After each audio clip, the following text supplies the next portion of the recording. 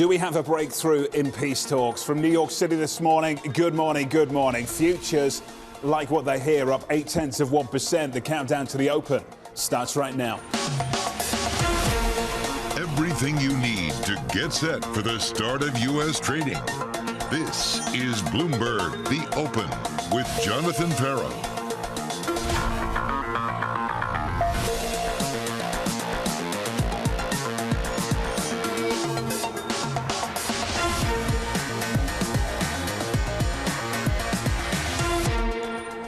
Live from New York City, we begin with the big issue, a change of tone. Peace talks in Turkey developing into something we haven't seen before throughout this devastating war.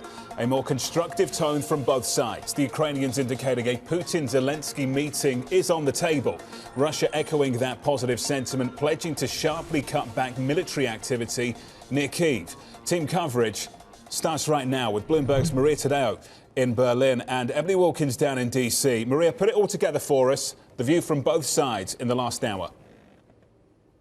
Well, Jonathan, what I would say is this is the first time where we've had the Russian delegation and the Ukrainian delegation walk out of a meeting in which we get the impression that they actually sat the same meeting. Remember, previously it was a completely different conclusion from each side. Now we begin to see that there may be some shades of a compromise here. On the one hand, Russia says they are willing to pull back some of their military deployments to reduce them, especially around the capital. But I would say, and we need to stress this, at this point, the Ukrainian capital is completely locked, sealed. It's become a fortress city, so it would have been very hard to Russia to take the capital of Kyiv. Now, the other thing they also agree is that potentially there may be a meeting between Vladimir Putin and, of course, Volodymyr Zelensky. Remember, the Ukrainians had always said the only way we can put an end to this war is they actually sit face to face and have that conversation. Until now, as I'm sure you remember, Jonathan, the Russians always said we're not going to debate with Zelensky because he's an actor, he's a clown, he doesn't have the caliber for Vladimir Putin, and we only speak to the great powers of the world. But we're now seeing that potentially is also changing. And then thirdly, and this is also important, we begin to see detail. And that was the key in this meeting. What do we do with Crimea? What can happen with the Donbass? All of the big points of tension between the two countries are now finally being debated. So a lot of this can tell you this was a constructive meeting. The Turkish foreign minister who was there, remember, this is a country that's hosting the talks. He said, for the first time, I see progress. But of course, we need to see the reality on the ground. And this is not the first time the Russian Federation lies about the invasion, about its plans, about targeting civilians and not using, neighbor in Belarus. So a lot of this will have to be certified on the ground. There is hope right now, and hope is all we have at the moment. Emily Wilkins, before we verify all of that, I understand President Biden will hold a call with European allies. What's the focus of that call? A lot of the focus is going to be what Biden's tried to focus on from the beginning, really remaining together with allies, what, if anything, they need to do to further help Ukraine. You heard Ukrainian President Vladimir Zelensky go ahead and criticize the West for not doing enough, saying that they needed to have more weapons, more support. And you have seen some of those efforts actually stalled in Congress, things to end permanent normal trade relations with Russia passed the House, but now they've hit some roadblocks in the Senate. They haven't gotten to Biden's desk. At the same point, Biden is also going to have to deal with the fallout from his remarks over the weekend, saying that Putin should no longer be in power. We heard him address those remarks at length yesterday with reporters, saying that was a personal, emotional statement, that it was not a sign that the U.S. is changing its policy to Russia or calling for Putin to be removed. Still, that sent shockwaves around the world. We saw French President Emmanuel Macron say that, that they want to de-escalate, not escalate tensions. And you also saw the Kremlin respond to that, saying that it could impair discussions going forward. So I think one thing that Biden's certainly going to have to do today is some damage control with his European allies. Maria, as you indicated, we've seen this happen a few times now. Some misplaced hope. It feels different this time around. And Maria, I'm wondering today in these talks, what changed? What changed for both sides as they sat around a table this time? Well, I would say it's two things. One, for the Russian Federation, it is becoming clear that this is not going to be a war they can win on the ground. Now, they can bomb Ukraine, they can destroy Ukraine from the air, but on the ground, they face incredible resistance. The idea that they could just switch a government, put in a puppet instead of Zelensky, that is pretty clear at this point that that cannot happen. When you look at sustained occupation, it is also clear that the Russian Federation is not in a position to occupy Ukraine forever or to just make it another Belarus, a country that essentially becomes a satellite for the Russian Federation. The resistance on the ground, Jonathan, we've seen it for a month from the people of Ukraine. It is so big that for Russia, this is now an operation that is becoming very, very difficult. For the Ukrainians, of course, they see the state of their country. They now had a reality check about NATO. They know they're not going to be able to enter this alliance. And now they're looking for a plan B, for a way out that can end the war. So the two sides have a very strong incentive now to get to a ceasefire and, of course, try to find a diplomatic solution. But I would say, let's not get carried away. We've seen Russia promise a lot, but, of course, under-deliver. And a lot of the situation in Kyiv responds to a military failure of the Russian Federation. We also the images of that convoy that was approaching the capital of Ukraine, unable to take the capital of Ukraine, and Kyiv was a city that had become a fortress for the Ukrainian government. So maybe a lot of this, you could argue, also has to do with saving face for Russia. Maria, thank you. Maria Tadao in Berlin, Emily Wilkins down in D.C. It looks like progress, and progress is what we want to see. Now we need to verify some of the things that are being promised. The pullback from Ukraine's capital, a severe drop, a sharp drop in military operations there from the Russian side. That's the hope, that we get a meeting between the two leaders and we secure some kind of ceasefire, at least at the minimum, and maybe even a peace accord. For the market, it picks things up like this. Dollar ruble, first week of March, was pushing a 180 handle. Right now, back down to 86, with a big move on the session as well. Work your way through crude, a sizable move in crude. WTI a little bit earlier this morning, a break of 100. Right now on WTI crude, a 99 handle. And work your way through the bond market too. Treasury yields were higher, now they're lower. We can talk about that in just a moment. But in Europe, a sell-off in the German debt market with the Bund yield at the front end on a 2-year through zero, briefly, for the first time since 2014. What does this change for central banks worldwide, not just for the Federal Reserve, but for the ECB too? Let's get the panel and get to them now. Morgan Stanley, Tri Sankaran, Pictet, Ella Hodja, and Aaron Kennan of Clear Harbor Asset Management. Ella, I want to begin with you. What do these headlines change for you, the headlines from the past 24 hours and the headlines in the last 60 minutes? Well, it probably focuses the bond market more with the Fed and what Powell's been guiding the market since last week. And we've certainly seen increased hawkishness there from the central bank. But, you know, our view is that bond markets had already appeased themselves to some extent from the initial shock of the war and the market reaction from that. You know, financial markets more broadly were expecting some backtracking or at least some softening on the tone that we've been hearing, at least for the past 3 to 4 weeks.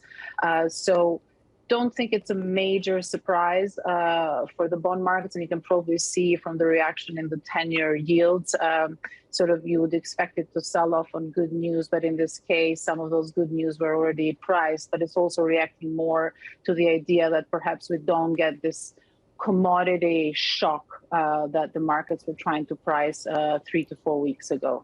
Sri, good morning to you. Your thoughts this morning, please. Yeah, morning, John.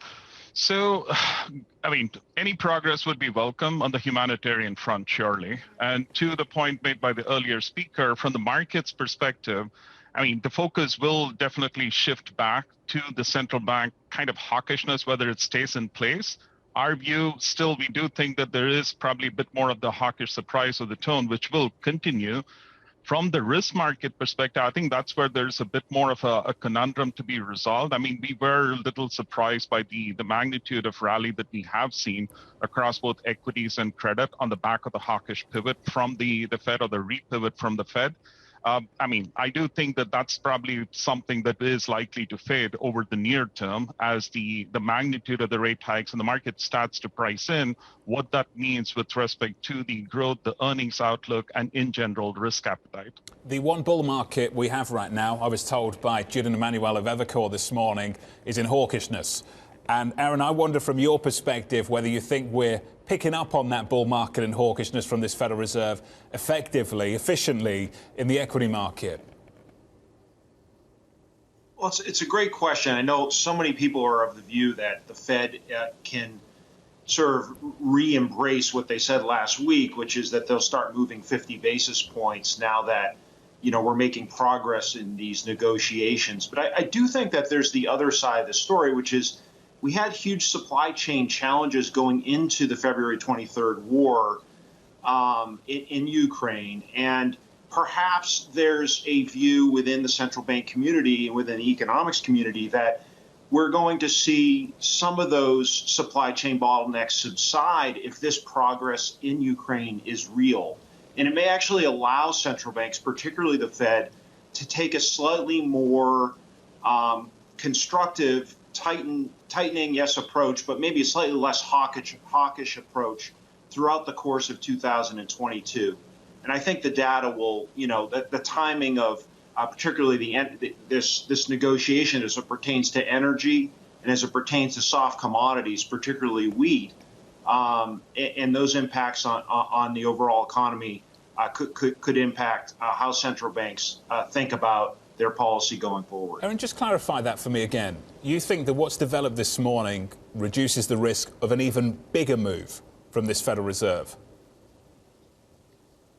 Yeah, so we had significant supply chain challenges, and if you look in the United States prior to the war, we're not hearing and talking about the Port of Long Beach, but if you look at the data there, for example, that is really as more people have come back to the workforce at those ports, and the rail lines are running well, and the trucking business is starting to we see labor participation picking up in that segment of the market. We're seeing strong components of a thawing on the supply chain front. The war sort of put a halt to that commentary because we saw a spike in energy prices. We saw concerns around soft agricultural prices. And so there's sort of this thought that I have this morning, and you see the Treasury market rallying. I'm looking at it right now and not selling off. And perhaps it's a view that we'll start to actually see inflation if this conversation in Ukraine really is an indication of progress. We could start to see inflation thaw both home and abroad.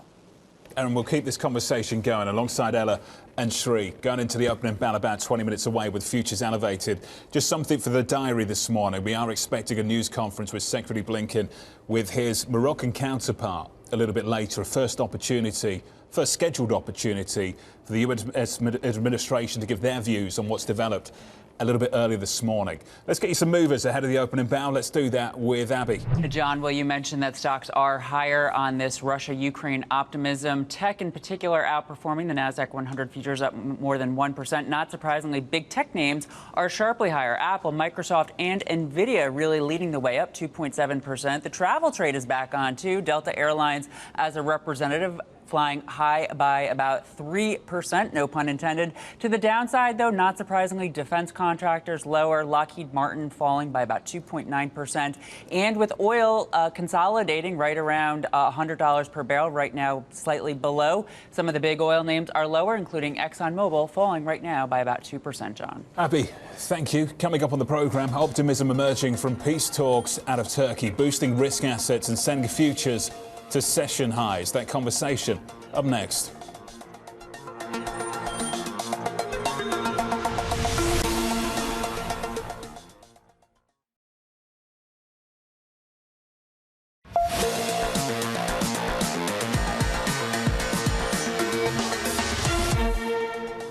We've said Tina for quite some time. There are no alternatives to equities. When you think about all the pressures in the world, the geopolitical conflict that we're experiencing, the Fed doubling down on being extremely hawkish. Inflation that's around 8% and set to pick up closer to 9%. It's going to be a wild ride. Well, where do I go? Do you go into cash? Hell no. With the inflation, cash looks toxic. Do you go into bonds?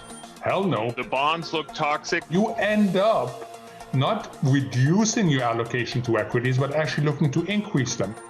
There are few better places to put your money than the S&P and the NASDAQ. This market has been all about inflation.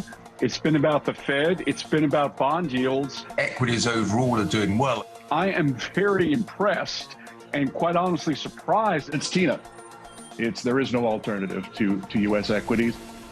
It has been quite a month, hasn't it? The equity market doing pretty well, considering all the headwinds that it's facing, including in the bond market, with a two-year yield going from the end of this month at 143 through 240 this morning, and now at 234.65 on a two-year. What a run we've seen, and what have we heard? Tina's made a comeback. Katie Lyons, how many times have we heard that over the last few weeks? I don't even think I could begin to count, John, and usually counting is what I do best. But to your point, it has been absolutely brutal for the bond market, to the point where yields moving higher, not yet to the degree which they're more attractive relative to equities, which could, in theory, fare a little bit better. We have the global aggregate bond index down 7.3% year to date, heading for a record drawdown. Then you have the 10-year yield up 91 basis points here in the U.S. in just the course of 3 months, 80 basis points over in Germany. That's still, though, not quite at a level where they are more attractive relative to stocks. When you look at the equity risk premium for both Europe and the U.S., you can see the stock 600 earnings yield is still roughly 6 percentage points above that of the 10-year Bund. For the S&P 500 minus the 10-year Treasury, still looking at a gap of around 2 percentage points. Reinforces that Tina narrative we've been hearing so much about. That is, though, John, if you are putting money to work. But there is also a lot more on the sidelines in this moment. The last Bank of America Fund Manager survey showing a larger than normal cash position among respondents. Cash levels up to 5.9%, which was actually the same level of cash held at the start of the COVID rally in 2020. But in an inflationary environment where some say holding cash makes not a lot of sense, that firepower may need to find a home soon. And that could be in equities, John. Kelly, it's an important distinction. Thank you. Ella Hodger, if you told me at the start of the month we'd have an almost 100 basis point move on the front end of the Treasury curve, I would have thought we'd be talking less about Tina and not more about Tina. There is an alternative. Why aren't we doing that then, Ella? I guess it's been very much led by the Fed in terms of the front-end move.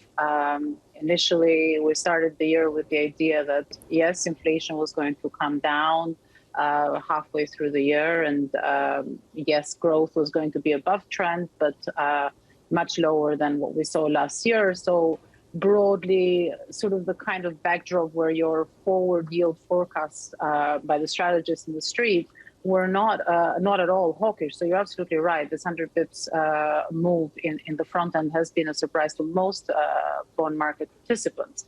Where do you go from here? It's tricky because the setup from a macro perspective in the U.S. supports, and the inflation backdrop in the U.S. supports the Fed actually pulling rates higher. So it's very difficult to argue against that. And that's why you're seeing most of the macro players, such as ourselves, actually playing the curve. So, looking for that flattening theme in the curve, which is something that we've been calling for since last year. The argument here is, can that stop? And that can stop if the front end stops selling off. And right now, we just don't have enough to tell us otherwise. So this theme of inversion continues. But, having said that, positions in the markets are fairly stretched to that view.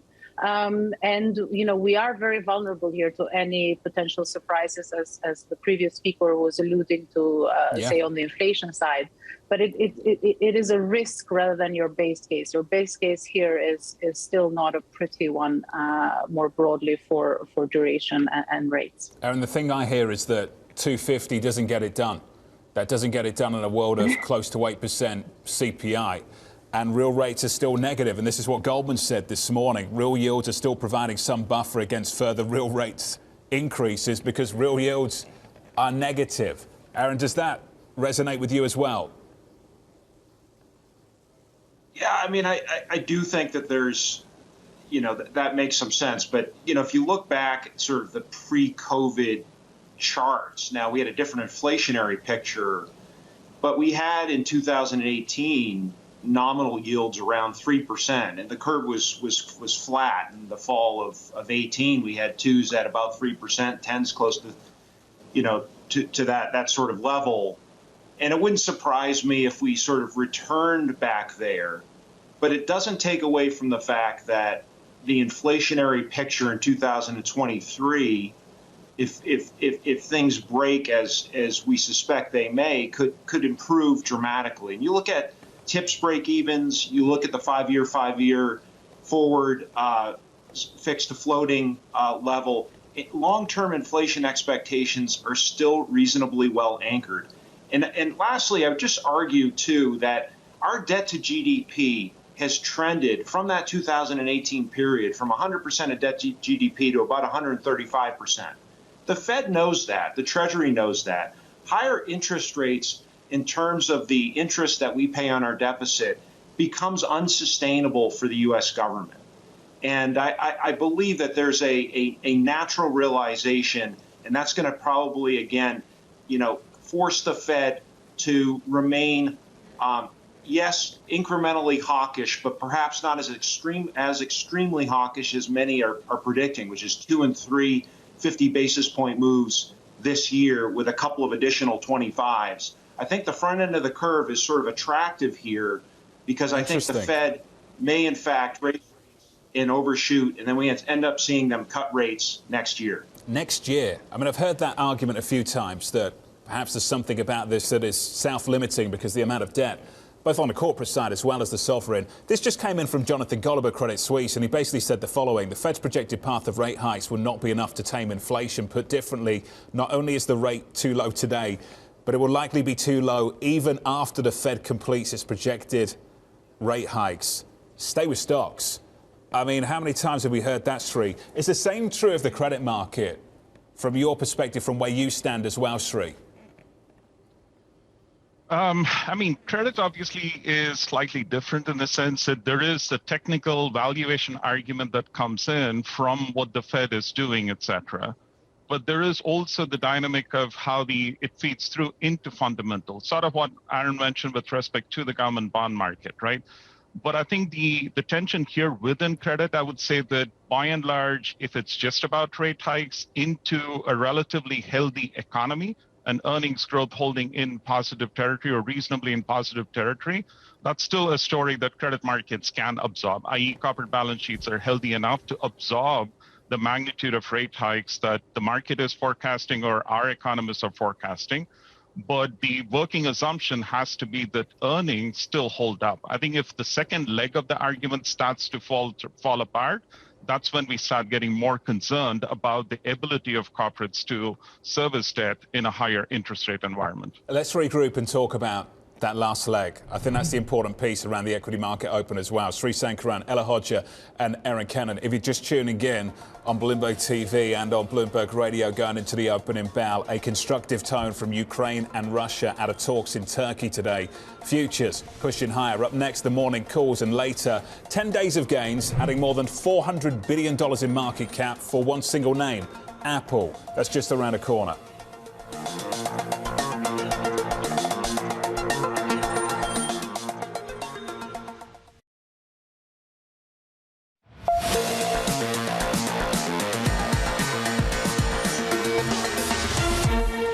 5 minutes away from the opening bell, a constructive tone between Russia and Ukraine sending equities higher. That's the price action here at the morning calls. First up, Deutsche Bank downgrading CVS to hold 110 price target, pointing to the stock's negative risk-reward profile amid rising risks. Morgan Stanley downgrading Pinterest to equal weight, $30 price target, seeing multiple headwinds, creating too much uncertainty. And finally, Argus upgrading AutoZone to buy, highlighting multiple near-term growth drivers. That stock negative 0.4%. Up next, Apple on track for its longest winning streak in almost 2 decades. That conversation up next.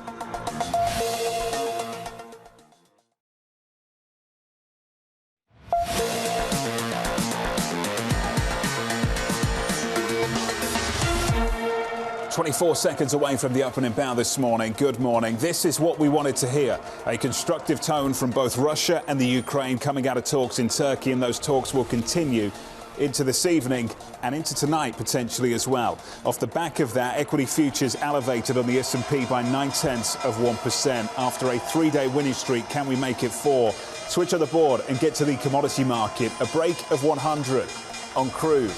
99.55, down 6 percentage points off the back of this story. A dollar that's weaker, a euro that's stronger, unlocking a conversation about ECB rate action later this year. Higher bond yields, a stronger euro, 111.27.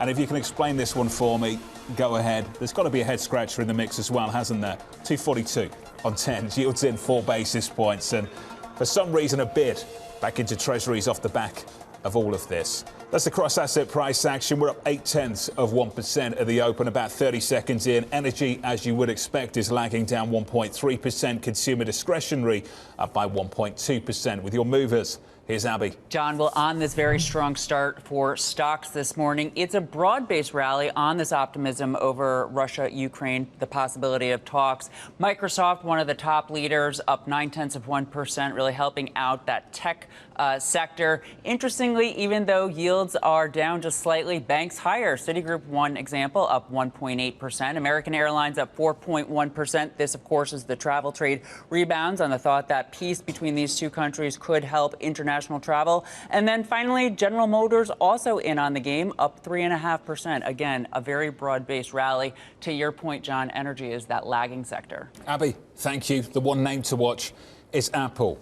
Through yesterday's close, a 10-day winning streak. That was the longest winning streak since 2010 for this single name. Now it is 11.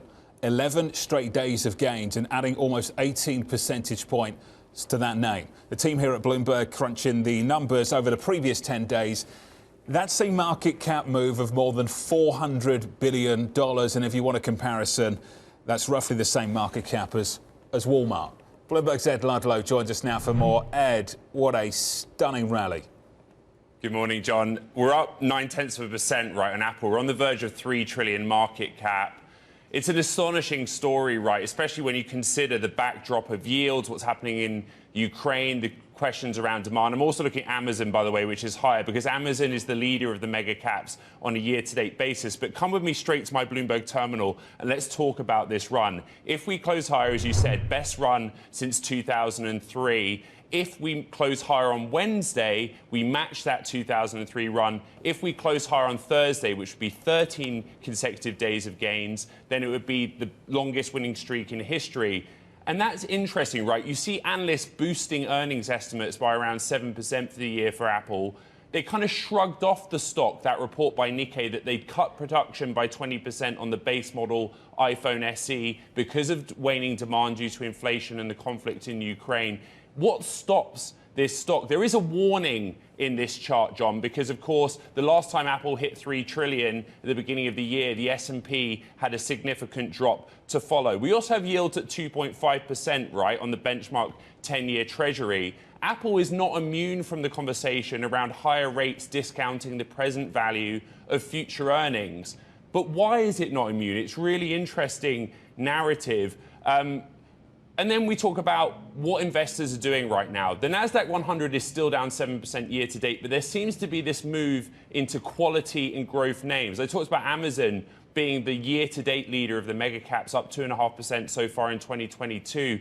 That seems to be on the back of their own stock split, right, which has given retail investors a reason maybe to look at Amazon, some enthusiasm. Apple almost positive year-to-date. We're so close, John, but it's really interesting given the backdrop.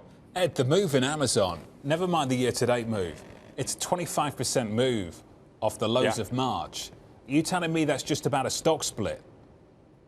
No, you know, again, just as Apple has done with the consumer product and shown resiliency with the supply chain, Amazon has shown that it is the sum of its parts, right? If there's a slowdown in the .com business, then the AWS cloud business has come in based on recent earnings from prior quarters to save the day. It is a profit machine. And what's really interesting is that there's confidence from Wall Street, even with everything that's going on in the world of consumer, even the inflation story that's going on and higher input costs for companies. Amazon still seems to be able to grow that top and bottom line. Ed Ludlow, thank you. Ed, looking forward to the coverage for the next couple of weeks. What a rally we've seen in these big names. Ella Hodger, I want to come to you on that, actually. Just the moves we've seen in Apple, in Amazon off the lows, in Tesla as well. What do you think's behind all of that? Well, the relief, I suppose, on the more positive developments from at least on the Ukraine front. But more broadly speaking, the scenario that equity markets are pricing, which is a little different to bond markets, I suppose, is one where growth is okay. And, as you see the beginning of tightening policy from central banks, particularly the Fed in this case, equities tend to do okay. So despite all the rhetoric that you hear on the 2/10 U.S. Treasuries curve flattening, historically speaking, equities have performed well on that. So it's much more aligned with the idea that we're not in a late stage of the cycle, right? So it depends which school you sit with. So if you're in the late stage school, then probably this should be the last innings of the move. And the volatility that we see in rates markets, which is very elevated still, is actually giving you one of those signals, as is your sort of more classical recession story from the curve flattening. But really, there's a bit of a dichotomy there going on between what bond markets are saying and what equity markets are saying at the moment. So equities are playing with a hope and the better growth scenario, and bonds are getting more worried, say, a year or so down the line. Sri, you talked about the importance of earnings. Let me share this quote from Citi with you. They said Fed funds have little correlation to the S&P 500 price action. They go on to say, while a modestly negative correlation to multiples is notable, the more interesting attribute is a notable positive correlation to S&P 500 earnings. They conclude by saying this reinforces our emphasis on earnings growth drivers as the key to equity market performance in the intermediate term. So, Sri, let's pick up on that dynamic of earnings. For you, has the outlook for earnings got better or worse since this year started? Yeah, I'm just going to borrow the thoughts from my equity colleague, Mike Wilson here. We do think that the outlook is weaker. And more specifically, when we look at the nature of the earnings revisions that have come through, the point that Mike has been making in recent weeks has been, well, you've seen the downward revision come through in the near quarter earnings, but obviously some payback in the later quarter earnings. That's typically not a healthy sign. That kind of resonates almost with the transient inflation narrative, where we're saying, well, it's going to be bad for the near term, but then it improves very meaningfully. We're not in that camp. But at the same time, we don't think that this is the bond market signaling recession risk. But for the perspective of earnings, it does feel like we are going to be pricing in a weaker earnings outlook rather than a stronger one. How would you price that through credit, Sri? A bit more of decompression is what we want to see within the credit markets. What's been most surprising has been our call has been default risk over duration risk. That's played out well. But at the same time, it does feel like the more recent narrative around the next leg of the rate hikes being more significant and more front loaded, that should really trigger a bit more of concerns around the lower quality portions of the market where the sensitivity to earnings is going to be higher. And at the same time, the impact of higher rates is also going to be more meaningful. So that's kind of why I do think that the more floating rate dependent capital structures plus lower quality companies, those are where we do think more cracks are likely to show up within the credit markets rather than a broad-based sell-off. Sri, high yield has looked really insulated given what's happening in the world, around the world in the last month or so, but insulated because of the sector mix, so heavily tilted, weighted towards energy. If we do indeed get a de-escalation, and I don't expect you to provide a forecast there, I just want to understand the dynamic, the reaction more broadly in high yield. If you get a de-escalation and energy just kind of backs off a bit, does that leave high yield a bit more exposed? To some extent, yes, but at the same time, a lot of the correction year to date has been in the higher quality BB, longer duration pocket, which to some extent is likely going to be a beneficiary of that move. So arguably, yeah, to some extent, the sector mix hurts the high yield market if we do come off the boil with respect to the geopolitical tension. But at the same time, some of the longer duration, higher quality pockets within high yield are probably going to hold up better. I just quickly brought up the research from over the weekend from Mike Wilson over at Morgan Stanley. And Aaron Cannon, I'd love your view on it too. Markets priced for a tighter Fed, but not for growth risks. The view of Mike. We're downgrading financials to neutral, given a more late cycle view and forecast for a full inversion of the yield curve in 2Q. 2Q starts this week into next week. Financials will have a hard time outperforming. That's the view from Mike. And let's go with the first line, Aaron. Markets priced for a tighter Fed, but not for the growth risks. Does that make sense to you?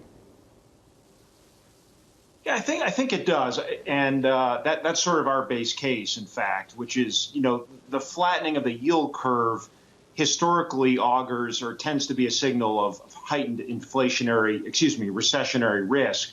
But this time around, because of the unconventional nature of monetary policy, we think that signaling is a bit muddy, and that we may, in fact, experience not a soft landing, but something between a hard and a soft landing, and may just, in fact, avoid that recessionary concern. But I have to go back to the reality that we have disposable, you know, our savings rate is lower.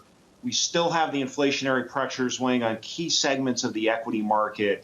Our expectations are that, you know, earnings are going to disappoint, that we're going to certainly see a significant deceleration of the growth picture this year, and that the Fed is going to, you know, clearly hike rates and hike rates somewhat aggressively. But we think as we move into the back half of this year, as a result of that, the Fed put is going to come back into play, and that could be positive for equities as we move into the back half of the year and into 2023. How much lower does inflation need to be at the back end of this year for a Fed put to come into play? It's a good question. We'll have to see how this all plays out. I suspect it'll be a Q4 sort of event. There's a lot going on the geopolitical front that we're monitoring, and the wage picture here in the U.S. is certainly becoming more of a stickier point. So we've been humbled many times by markets. We do think the trend is for inflation to peak here over the next month or two and to trend lower. And we'll have to see how all that plays out, Jonathan. I'm humbled every day by markets, Aaron. You're not alone. Aaron Cannon there, alongside Ella Hodja and Sri Sankaran as well. About 11 minutes into this, equities up by 0.8%. Energy pulling back, down by 2.9%, now down by 3 percentage points as crude pulls back.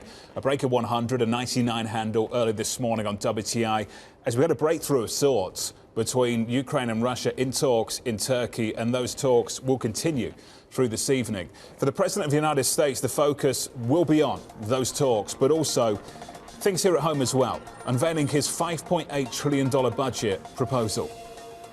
This year we're on track to cut the deficit by more than $1.3 trillion. That would be the largest one-year reduction in the deficit in U.S. history. That conversation up next.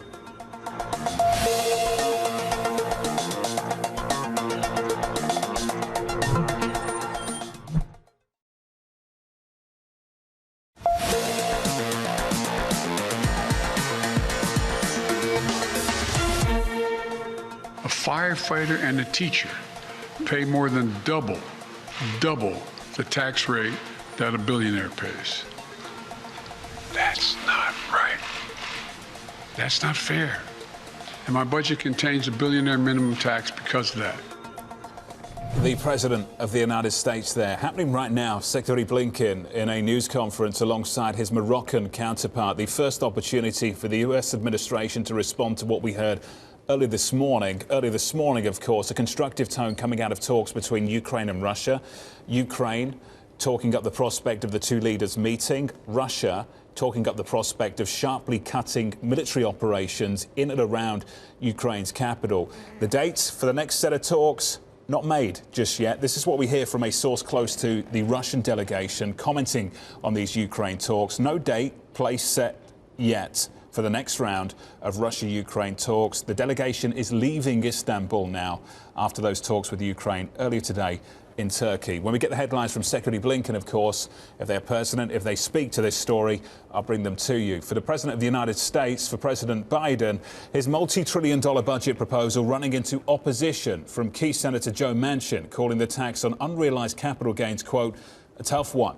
You can't be taxed on things you don't have.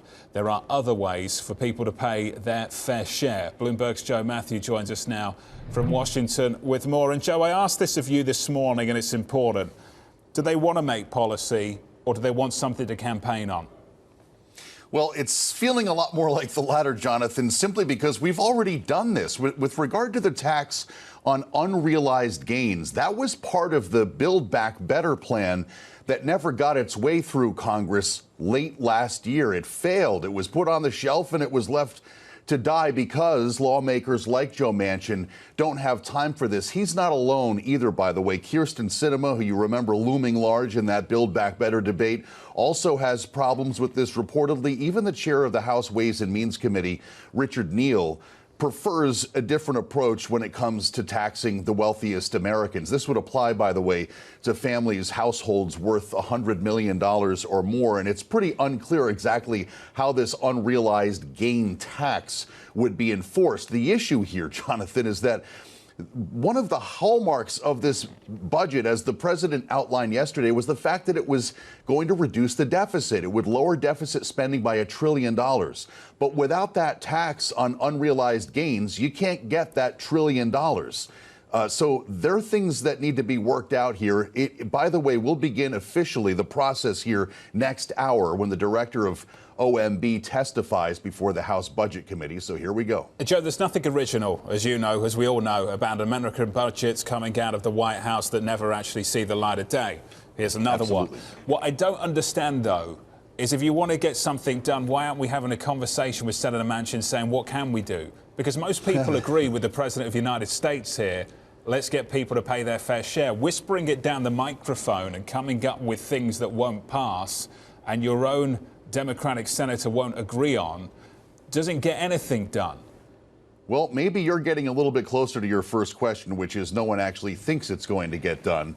Look, this is supposed to be a projection or a statement of values, right? The most overused phrase in Washington yesterday. This is it's a laundry list. It's what we believe in. It's almost a campaign speech, if you think of it that way, knowing the White House knows all too well that this will be twisted into a lot of different pretzel pieces before this ever becomes a law. Reminding you, we just passed, lawmakers, 2 weeks ago, the budget, the omnibus budget that we're now operating under. This is halfway through the fiscal year. So if we think this is going to get done before the next fiscal year, that in itself would be an achievement. After that, about a month later, midterm elections. So it's not likely that this is going to see the light of day in its current form. Hey, Joe. Thank you, buddy. It's good to catch up. Joe Matthew, looking forward to Sound On Bloomberg Radio, Mondays to Fridays at 5 p.m. Eastern Time. We've been watching Apple. A 10-day winning streak becomes 11, and now that 11-day winning streak on Apple erases the losses for the year. Apple's stock right now up by more than 1%, the longest winning streak going back to the early 2000s, 2003 to be precise. For a look at some of the names associated with President Biden's budget request, let's get to Taylor Riggs. Hey, Taylor. John, I just wanted to debate with you instead some of the unrealized gains and how we do mark-to-market accounting on that. But we'll save that for another day. Let's take a look at some of the movers, of course, on the back of some of those budget proposals. I want to first start with some of the biggest increases, right, on sort of a year-over-year basis. We've talked a lot about defense spending on the back of some of the comments about Russia and Ukraine. On the domestic front, a big 32% increase year over year for some of the Veterans Affairs, $82 billion, a 27% jump for Health and Human Services. Commerce also a big gainer, asking for a 31% increase on a year over year basis. Let's get back to some of that defense spending, because what's so interesting is they're asking for a 4% nominal increase, 1.5% real growth. But a lot of people and Republicans have come out and said, no, we need 5% real growth. When you think about sort of the inflationary impacts on this sector, Northrop Grumman going to be a big one here, a new B-21 bomber. When we think about some of the nuclear modernization budget, of course, going to that, and a big $130 billion for R&D. That's within the Pentagon's budget as well. Flip up the board. Let's also just take a look at some of the transportation as well, because the Federal Transit Administration now going to get an additional $21 billion here, of course. I should say 21, an additional $8 billion. Big money, John, for passenger and freight rail. And yes, ports, as we think about how to modernize those ports, and the big focus here that has been on supply chains. Do you want to do the accounting thing now? We Maybe can always in the give you some commercial time. break. In the How about commercial break. that? I look forward to getting your And then personal do I get views. like an unrealized rebate if there's losses? I have no idea how this is meant to work, but isn't that the point, Taylor? It doesn't get done. You talk about doing something, you please someone, you don't make policy. Politics. It frustrates us both, I know. Taylor Riggs, thank you. Looking forward to the commercial break with Taylor. Just moments away. Before we get there, let's get you some sector price action with Abby. John, well, with the S&P 500 up for a fourth day in a row, up about 0.7% right now. Not surprisingly, most sectors are higher, being led at this point by consumer discretionary, up 1.2%. Think Tesla, Amazon, and the like.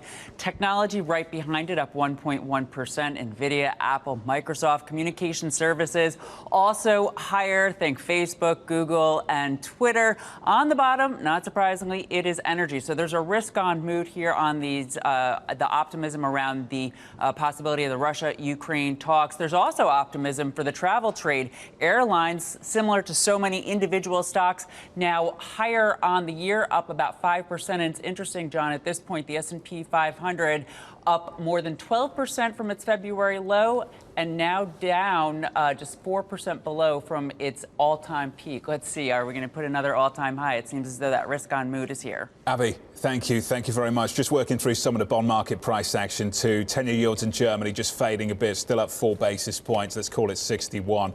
We were positive on a nominal yield on a German 2-year a little bit earlier, above 0. Now negative again by 7 basis points or something like that. Positive about 6 on the session. The Treasury market has flipped. Yields were higher across the curve on 2s, on 10s, much more so on 2s, so the curve was flatter. The spread between the two was narrower. And now yields are lower across the curve, but lower on 10s than they are on 2s, so you can do the maths quickly. The curve is flatter and the spread's still narrower. So the curve is still in single digits on 2s, 10s, 6 basis points, the difference between the two right now. That's the bond market. Let's get you to your trading diary on a better day for Ukraine-Russia talks and a better day for this equity market. Again, from New York, this is Bloomberg.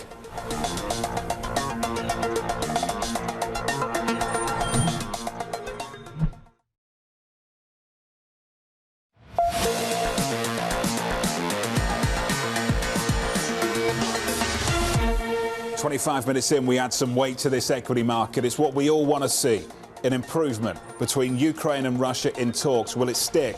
And can we verify that pullback that the Russians are promising at the moment? The talks will continue on a date yet to be decided, but a constructive tone lifts this equity market on the S&P 4,600 on the S&P 500, advancing about 0.7%. Outperformance on the small caps, the Nasdaq up about 1 full percentage point. That's the price action. Here's your trading diary. The President of the United States holding a news conference with the Prime Minister of Singapore at 12:45 Eastern. More Fed speak. Harker, Bostic later this afternoon. More data coming up on Wednesday and Thursday too, with initial jobless claims just around the corner. And on Friday, it is payrolls Friday. The estimate so far, 490K for the month of March. From New York, this was the countdown to the open. Thank you for choosing Bloomberg TV. This is Bloomberg.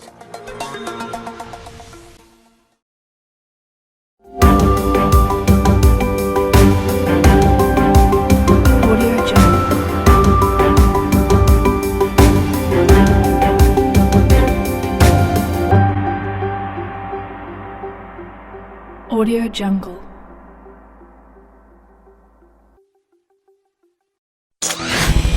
Audio Jungle.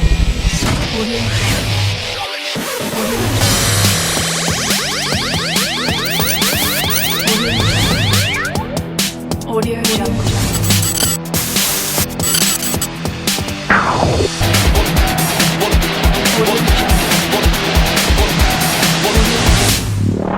Capital One. And we were moments points away from tip between the number 1 seed here in the Wichita region, Louisville, taking on number 3 seed, Michigan. 70% of her shots from the floor. And away we go. Cochran jumping up against Hillman. Louisville in their home whites as the number 1 seed. Van Lith with 3 straight 20-point games. Cochran wearing a face mask because she took an elbow in the eye in the Sweet 16. Let's take a look at today's Capital One starting lineups. For Michigan, Danielle Roush, who sat on the bench pretty much for the first 3 years of her career as a starting point guard. Brown Fielder, who was brilliant, had the game-winning shot against South Dakota. And Emily Kaiser, also a player who had been a role player and has been a key starter for Michigan. Louisville's starting 5. Already talked about Enxler and Van Lith. Kiana Smith, their best outside shooter. And Chelsea Hall running the point, the grad transfer from Vanderbilt. Cochran rounding out the top 5 for the team from the ACC, who finished second behind NC State. Well, I think it's going to be really important for Michigan to have 4 around the perimeter. You cannot have 2 low post players and allow Emily Enxler the freedom to come double Naz Hillman. Filia, the freshman, misses her first shot. It's been so big for the Wolverines. Van Lith so tough off the bounce. Filia able to rescue it. Wooden Award finalist for National Player of the Year as well. And this has been a tremendous student athlete at Michigan.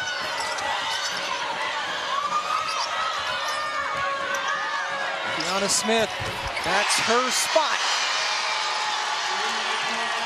Well, Louisville's a team that knows. Enxler thought about it. Cochran, that's a blocking foul on Kaiser.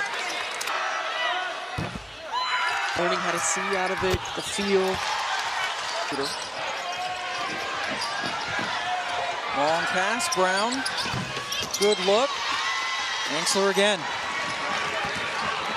Michigan getting good looks, just not able to knock them down. And then the finish. Really working in there on Kaiser.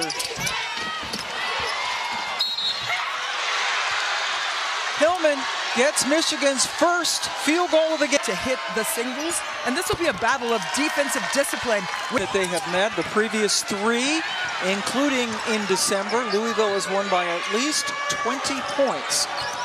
Haley Van Lith. I'm telling you, the way that Haley Van Lith is playing and discipline closeout with a hand up. But I'm telling you, she plays at all 3 levels, and this is a confident player who struggled early as Maddie Nolan gets a 3. Enxler doing Enxler things, takes the ball away. Now Chelsea Hall backs it in. Now she had a good offensive game against Tennessee in the Sweet 16. Coach Walls has won. Chelsea Hall, and she certainly can, and be that 5th scorer on the floor.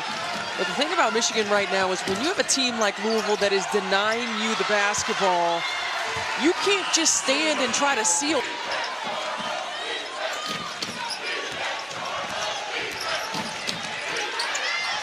That's dangerous dancing over there, too. If you're going to come back door, you got to just go.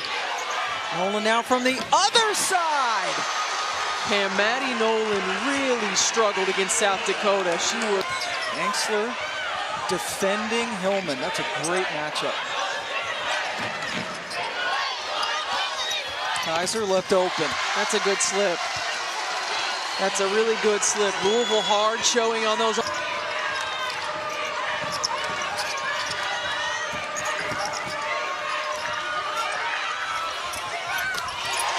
Chelsea Hall for 3 as well. The thing that we're used to seeing with her is that poise and that composure. Very rarely as Van Lith hits it and then holds the hand up for a while. I don't know if I've ever seen Naz Hillman really frustrated. No. I certainly haven't. She's somebody who she stays composed, she stays positive, she stays active.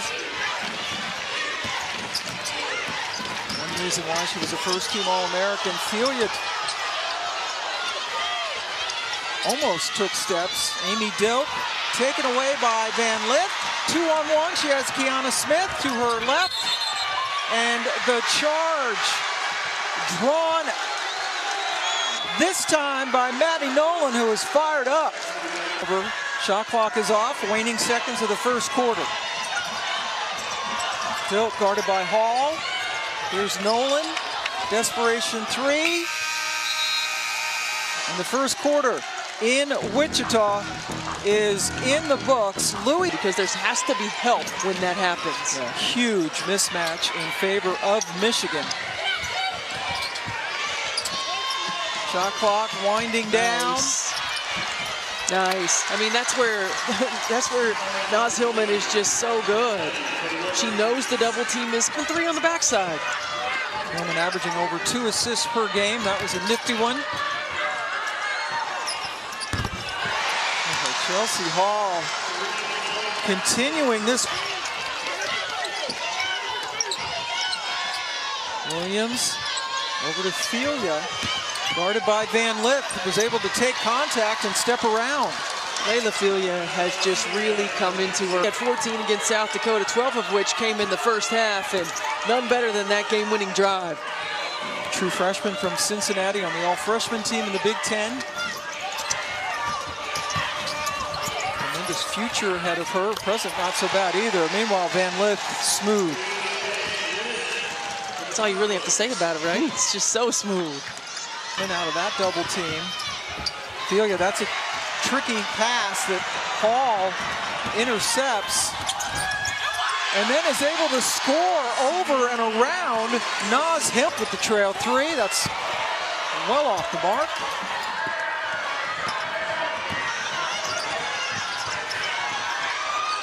Hillman streaking into the lane. They found her.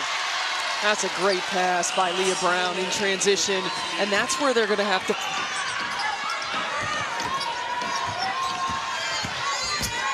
Danielle Roush threw it away. Here's a 2-on-1. Van Lith with the nice finish. That's those live ball turnovers, and Michigan's done this a couple of times. They get caught down there on that baseline. Michigan started off cold, now Naz Hillman being brilliant, and Chelsea Hall, usually not an offensive threat, only averaging 7 points a game, has 11 so far, including 3 threes. Second time this year these two teams have met. Louisville won handily on their home court in early December, and that's just not giving up. But Hillman way out from the basket. She will not shoot from there. That is one thing that she'll have to work on when she goes to become a pro. First, all by Kiana Smith. This game will take on the Gamecocks. Oh, that's a nice move. Where have you been all my life, Chelsea Hall? And again, if you think about adding a dimension of Chelsea Hall being a double-figure scorer to an already well-balanced Louisville attack, where do you go from a scout standpoint? Yeah, that's the big difference from last year. Dana Evans, as Filia shows you how good she is. Had the go-ahead. What an NCAA tournament it has been so far. Enksler should have gotten an assist on that. Yeah, that was a great read by Emily Enksler. An emergency switch. Hillman drew the foul. He's 12th in the nation in scoring this. No other player has, and Kim Barnes-Arico always finds it hard to put into words.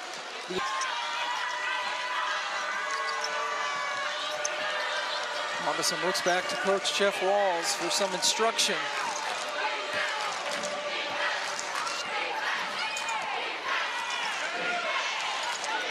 Chelsea Hall with the shot clock winding down. Smith is not going to get a shot off.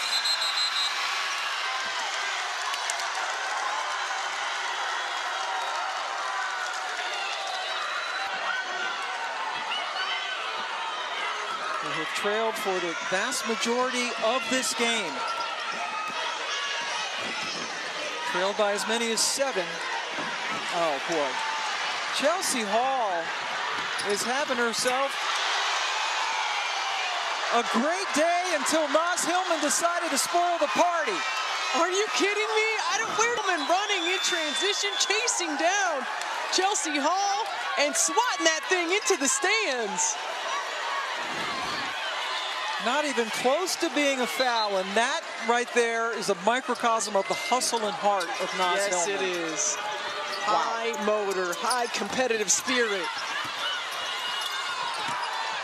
Deanna Smith able to slip in and score after the Hall offensive rebound.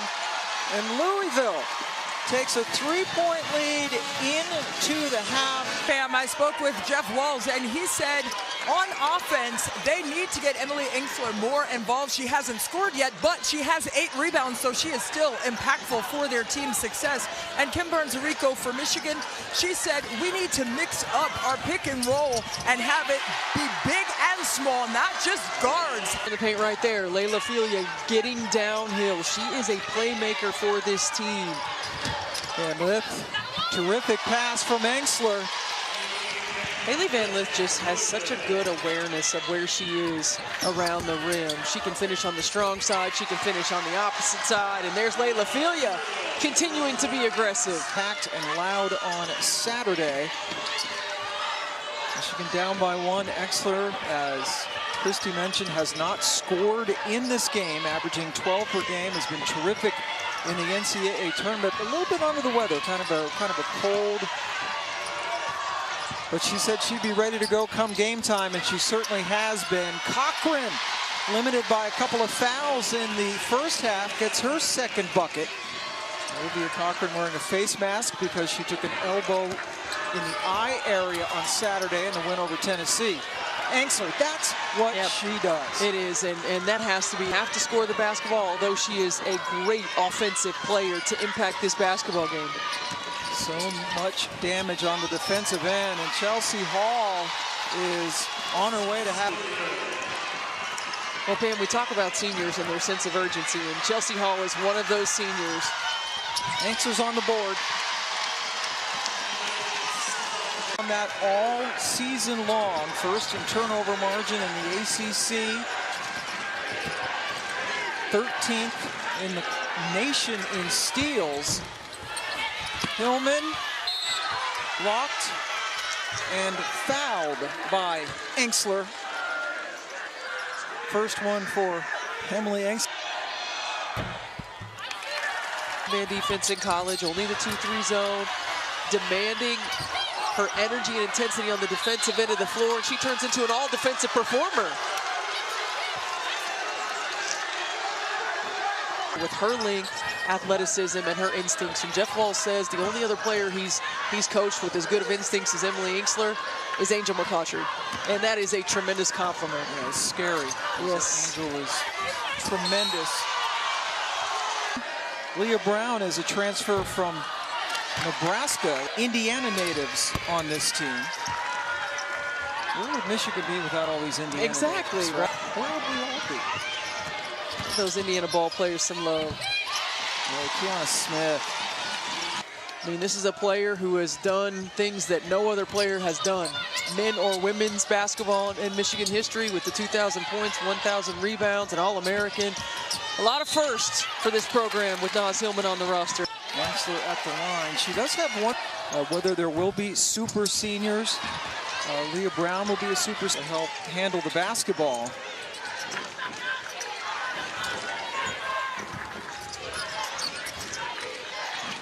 Hillman being fronted by Engstler, who got a hand on it, and then the block by Dixon. Well, you've got two players with great length on the interior. It's missed its last 6 shots. They've been stuck on 33 points for 3.5 minutes. Hillman will head back to the line. We're not going to be there. UNC 1 of 2 for Hillman on Robinson, guarded out there by Williams. Shot clock. Skinny for Van Lith. Takes Dilk off the bounce. So good, Pam. So good. Haley Van Lith just has such a good feel. She never gets rushed. She's always on balance. She's locked in no matter how many hands are in front of her. So patient. Biggest lead of the game for Louisville now at 11. Another foul. Williams was hacked. At the line, Haley Van Lith in Louisville history. A couple of good ones. When you put in the work, it rewards you. The game rewards you. Haley Van Lith, she worked out with Kobe Bryant at his request. Gigi and Kobe came to watch her play at Kashmir High School back when she was a senior, and she has always had the utmost respect. Chance. Well, we're down 11 not too long ago. Nolan hit a big three. Nas just keeps on working.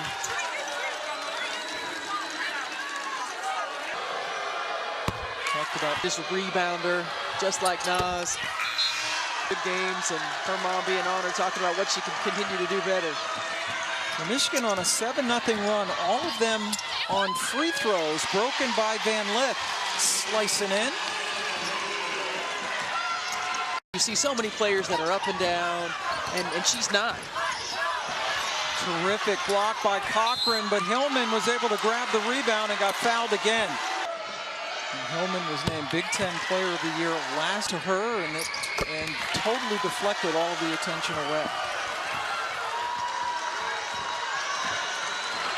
Not a me guy at all. No, she's not. Incredibly humble, incredibly selfless. Loves being a part of this team and this program. 2-point ball game. Michigan has sliced 9 points off the lead in the last couple of minutes. Angsler left open. Hillman contested at the last instant. And now Michigan has to push. Filia off glass. The third quarter comes to a close. Michigan with a nice run to close an 11-point lead down. The Louisville team is too good at locking you up quickly. South Carolina beating Creighton last night, gets the winner of this game. Stanford, UConn playing the other semifinal. Honestly, what Jeff Walz said he wanted. So this is a team that likes to work the ball, make 6-7 passes in offense, and now the shot clock's winding down. It's going to have to be Filia again. Angsler defended well. Van Lith drew the contact from Nolan. Count it! Haley Van Lith, unstoppable. See, we need the face cam. Great free throw shooter along with so many other attributes. Pressure from Louisville is full court. Never back down. Kind of exhausting to play against a defense like this. Leah Brown. Michigan has now missed 11 of its last 12 field goals until Nas saves the day. The offensive glass. They scored 15 points in the entire first half. Different story tonight. Low scoring, but Louisville depending on number 10. Well, Pam, she's been incredible on the inside. Boy, the effort for Louisville going after every basketball. And that's the thing, Pam, when we're talking to this ball club and these players, just talking about wanting to win. So unselfish as Danielle Rausch gets to, the commitment to each other. Those two are a great story as well. Sure are. I mean, didn't play until their senior year. Danielle Rausch got involved last year in the NCAA tournament, but just waited their turn, committed to continuing to get better as Kaiser gets an opportunity. And Danielle Rausch never scored in double figures until this year, but they stuck to it. And again for Filia, who is the best at taking it off the bounce from Michigan. Another day on ESPN Plus, and then the championship game on Sunday on ESPN. Check it all out. Even hit the 50-point mark. And Michigan's defense has been good. Louisville's even better in this tournament. So much on the line. Oh, great pass. Great pass. Emily Angsler not doing much scoring, but contributing in so many other ways. Has 14 rebounds. That was her 4th assist. And you just can't emphasize enough the unselfishness of this team. Emily Engstler was one of those that sat in the room with us and talked about, hey, listen, we just want to win. I've never been to a Final Four. I've never won a championship. We just want to win. And they play like that. Naz approaching 2 minutes to go. Louisville 4-point lead and the ball.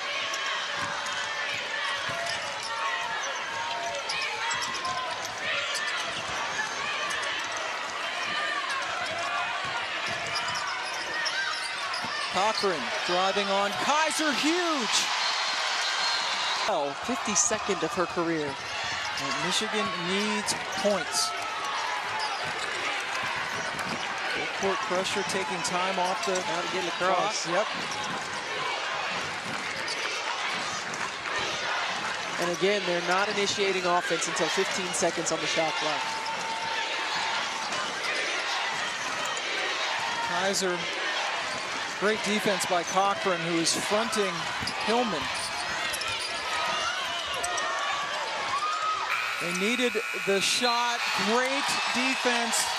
Sounds like a broken record. Great defense again. Side to side. Force Michigan to defend the entire shot clock.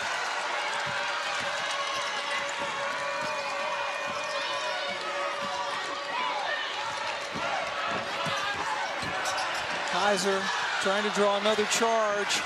Roush was able to take it away. You got to get something in transition here. You can't let him get set. Too late. Kaiser with the three. Naz missed everything but another offensive rebound, this time by Roush. This year, UConn has not won it since Brianna Stewart left. An eternity for Husky fans, but they're back in thanks to a thrilling double overtime win over NC State.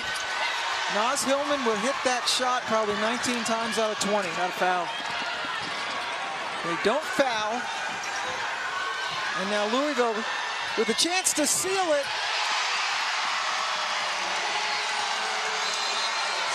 Cochran with some huge buckets in the fourth quarter. First player in Michigan history with 2,000 points and 1,000 rebounds. This man or woman. First time this program's made it to a Sweet 16. Van Lith. As we check out, goes through those spurts offensively where she is unstoppable. And again, leading the double zeros in Chrysler Arena. Yeah, no doubt. She's the first player to ever wear double zeros, and she should be the last. Yes, absolutely. Without question. Ophelia with the foul of the NCAA tournament because they had not been. Emily Engstler, what a gamer. 16 rebounds for E squared. She's everywhere, Pam, on the defensive end. It just amazes me. A player who for 4 years played in a zone, sat in a zone. And this is why Emily Engstler came to Louisville, to have a chance to play for the national championship. The Cardinals are on their way to the Twin Cities as they beat Michigan.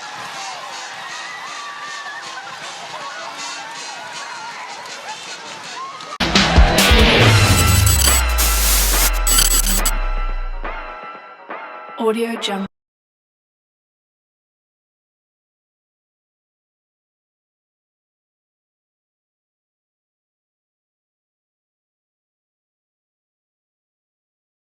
Your extracurricular activities are enjoyable, but they could be magical. Get the heightened tingle in all the right places with Chingling. It's the better sex pill for husbands, wives, entanglements that make your sexual experience spectacular. Nights that end too early or mornings that aren't as vigorous? Ching-a-ling, baby. Got a little get up, stay up, and go harder in the bedroom where it counts. Why be good when you can be great?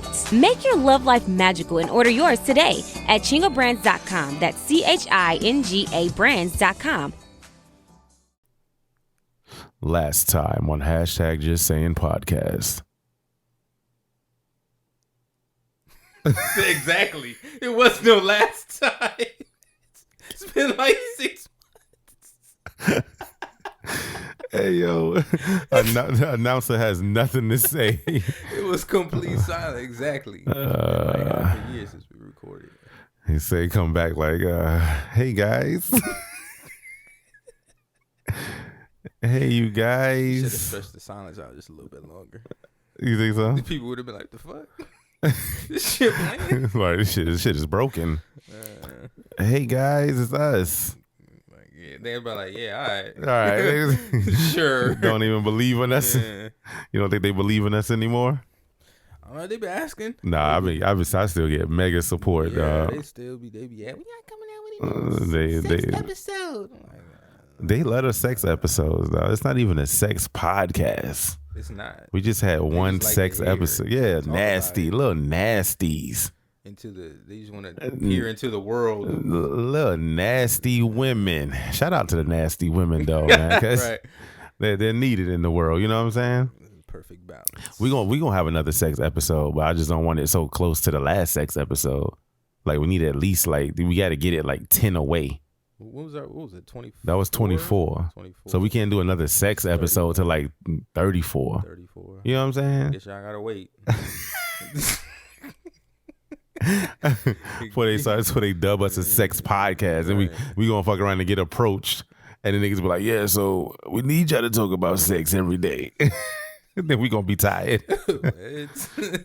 Now we not gonna have fun anymore. Oh my God. But yeah, man, we've been going for a little minute. We had to get some affairs in order. Had to leave Earth. Some life, yo. I wish I could still leave Earth right now. I don't know what is happening on this planet. Anywhere Venus. but here. Venus. Yeah. What's on Venus? Or Saturn. Saturn. Yeah. I also want to go into the red storm on Jupiter one time just to see what's going on. It looked like it's lit. I don't know what's happening there. It looked like it's popping though. So basically, that whole planet is just natural gas, right? Yeah. Just a whole bunch of fucked up gases. And it's huge. And the fact that all of those, but here's the funny thing: the fact that all of those gases make a perfect circle. Yeah, that's dope, right? And then they got moons. That motherfucker got about 9 moons, right? And then the red spot. So that's what I'm saying. So the whole planet is beige and brown, and then there's this red fucking spot. Imagine putting your hand in the red spot, just swirling it around. It gotta be sizzling. Like whatever it is, like Chili's food when they bring it to you. Like when someone die in Elden Ring, just fade away. Fuck that game. Walk into the red and just fade away, yo. Oh my God, Jupiter is. They're like bosses. So yeah, I want to go off planet though, man, because the shit that's going on here, god damn it. We'll get into that after we introduce the show, man. So with all of that said, it's been about 3 minutes and 30 seconds.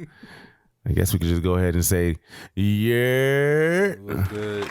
It's your boy Ringo Mandingo. And this is the hashtag Just Saying Podcast. I guess we need some sound effects at one point, huh? Yeah, you might want to get on that soundboard, though. I thought this had the soundboard. Me too. But until then, what up? You just play it off your phone. I could have did that. Nah, fuck that, man. We ghetto. What's popping though, man? What's been good, dog? It's been a minute, man. They've been looking for us. What you been up to, cuz? Drinking water, minding my business. That's it. But real shit. Just this life, like being human. Yeah, it's been a struggle. Yeah, I'm with you. I'm with you. Really had to like bunker down and get some shit right. Yeah. And for the past, it's been like what? So I don't want to say it's 3 months. I want to say it's about 3 months. Somewhere around there. Yeah. Mm-hmm. I had to get life in order, get affairs in order. Any positive updates that you have? No. Any negative updates that you have? Plenty. It's part of life, man. Shit. It's how life goes, yo. Sometimes I just feel like upswings and downswings. Man, they is fucking me up with these downswings, dog. He's like, wait a minute, did it repeat the downswing? It never swung back. My chin is fucked up. It never swung back. All right. But nah, it ain't bad. It ain't nothing that I can't handle. And it could always be worse. You know what I'm saying? Even though that's not real talk, that's not nothing to look forward to. When niggas be like, well, you know, you got to be thankful because it could be. that don't make me feel better because I'm still in this. Right. Like, that isn't, all right, so it's going to change tomorrow? Like, I appreciate what you're telling me. I appreciate what I have and what I do and what I accomplished. But comparing me to the homeless nigga is not helping me right now. It's not doing that. Like, I know I'm not homeless, but shit. Yeah. It's still bad. It could be worse. It could be worse. Doesn't make me feel better ever. So that's just a little shout out to the people that always hit you with the it could be worse though. Yeah. They be trying to help. They be trying to help. Shout out to me for telling people just like that too, because I be like, yo, it could be worse. Oh yeah. Yeah, exactly. You're actually right. You could be homeless. Yeah. You don't want to be that. No. But the niggas be like, well, next month I don't know what I'm gonna do. I might be. You like, oh shit. Well, shit getting real. Yeah, you gotta get it together. Shit is getting real. Yeah. So, you know, in life, got a job promotion. I was busting my ass for a minute. Big facts. Okay. And, that's another reason why. And then schedules was just not lining up. Real talk. Like every single time, we was really trying, y'all. For real, like, and it just was not lining up. The one time we got together. And I think we fell asleep almost. Yo, like we didn't even get to it. We was in here, we was together, we had planned to record, and I think we was both dead ass almost sleep. And I was like, nigga, that's the problem. I said, nigga, forget it. Oh, forget it. Man, niggas was asleep. Oh my God. I had people looking for this shit. They was like, what happened? Did you guys record this weekend? Tired, bro. Niggas was just tired. Like, yo, I need a nap. Yeah, it's definitely been a lot going on, man. So for me, my upswing was lit. I was popping. I said, oh man, everything is going well. Niggas got the joint like, yo, you in the excellent credit section. You know what I'm saying? You know, the things were going great at work. Everything is lining up, making plans, being part of the executive management team table, making changes, positive things. And then everything just went fucking left. And I said, well, there's the downswing. And it's been on the down. It hasn't flown back up yet. You know what I'm saying? Also part of my upswing, you know, my gun coaching shit was popping. I learned something. I took some more pro classes and I learned some new shit that I didn't know.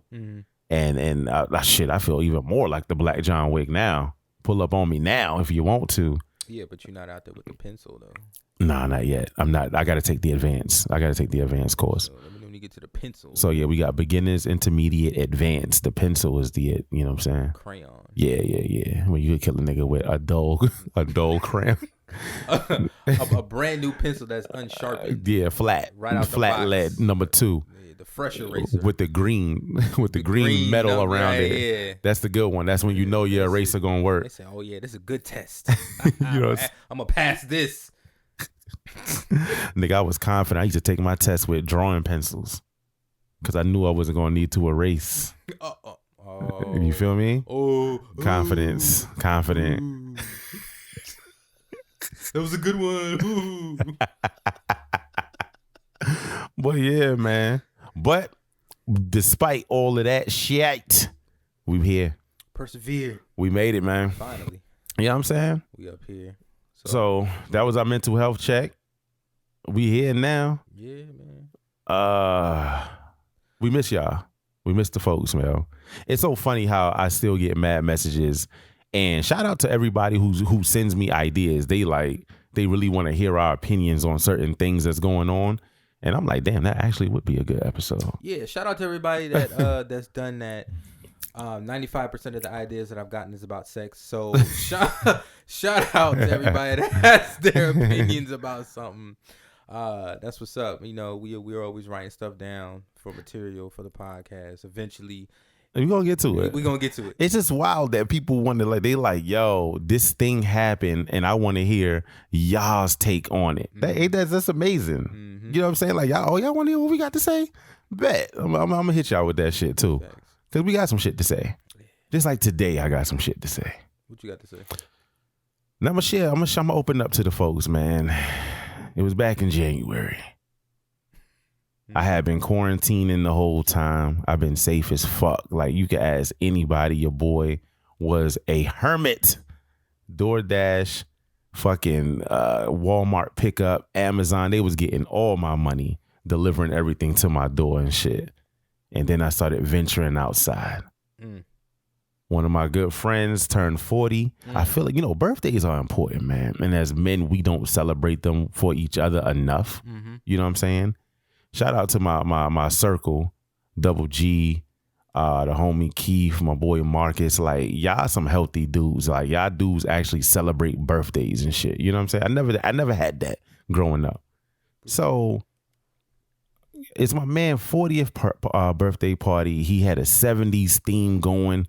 We had afros and fur coats and all kinds of shit. It was lit. And I had to go, man. I had to pull up on that. And we had our mask off, because we had to take pictures. And we took some dope ass pictures. And then all of a sudden, 2 days later, I started dying slow. Sitting in the crib. You had that ether in your chest. Couldn't clear my throat. It would not clear. I'm drinking all the tea. I said, damn, why is shit not clearing up? The next day, now I'm coughing. Uncontrollable. The cat face with the tongue be curled up. Right. The little kid shit. Just in here spitting all. I'm like, God damn, why am I coughing like this? And then the next day, I look like Pookie from New Jack City, dog. I call this nigga. This nigga sound like this nigga sound like a zebra that got punched in the throat. He was. I was finished. I sound like Pop Smoke and Kane together. Kane the wrestler. Like, it was. I should have put out a drill album during that week. That would have flopped. Nah, you crazy. I think that shit would have went off, B. Ain't no way. Because, we got to, RIP Pop Smoke, man. You know what I'm saying? Somebody need to come in and fill that void.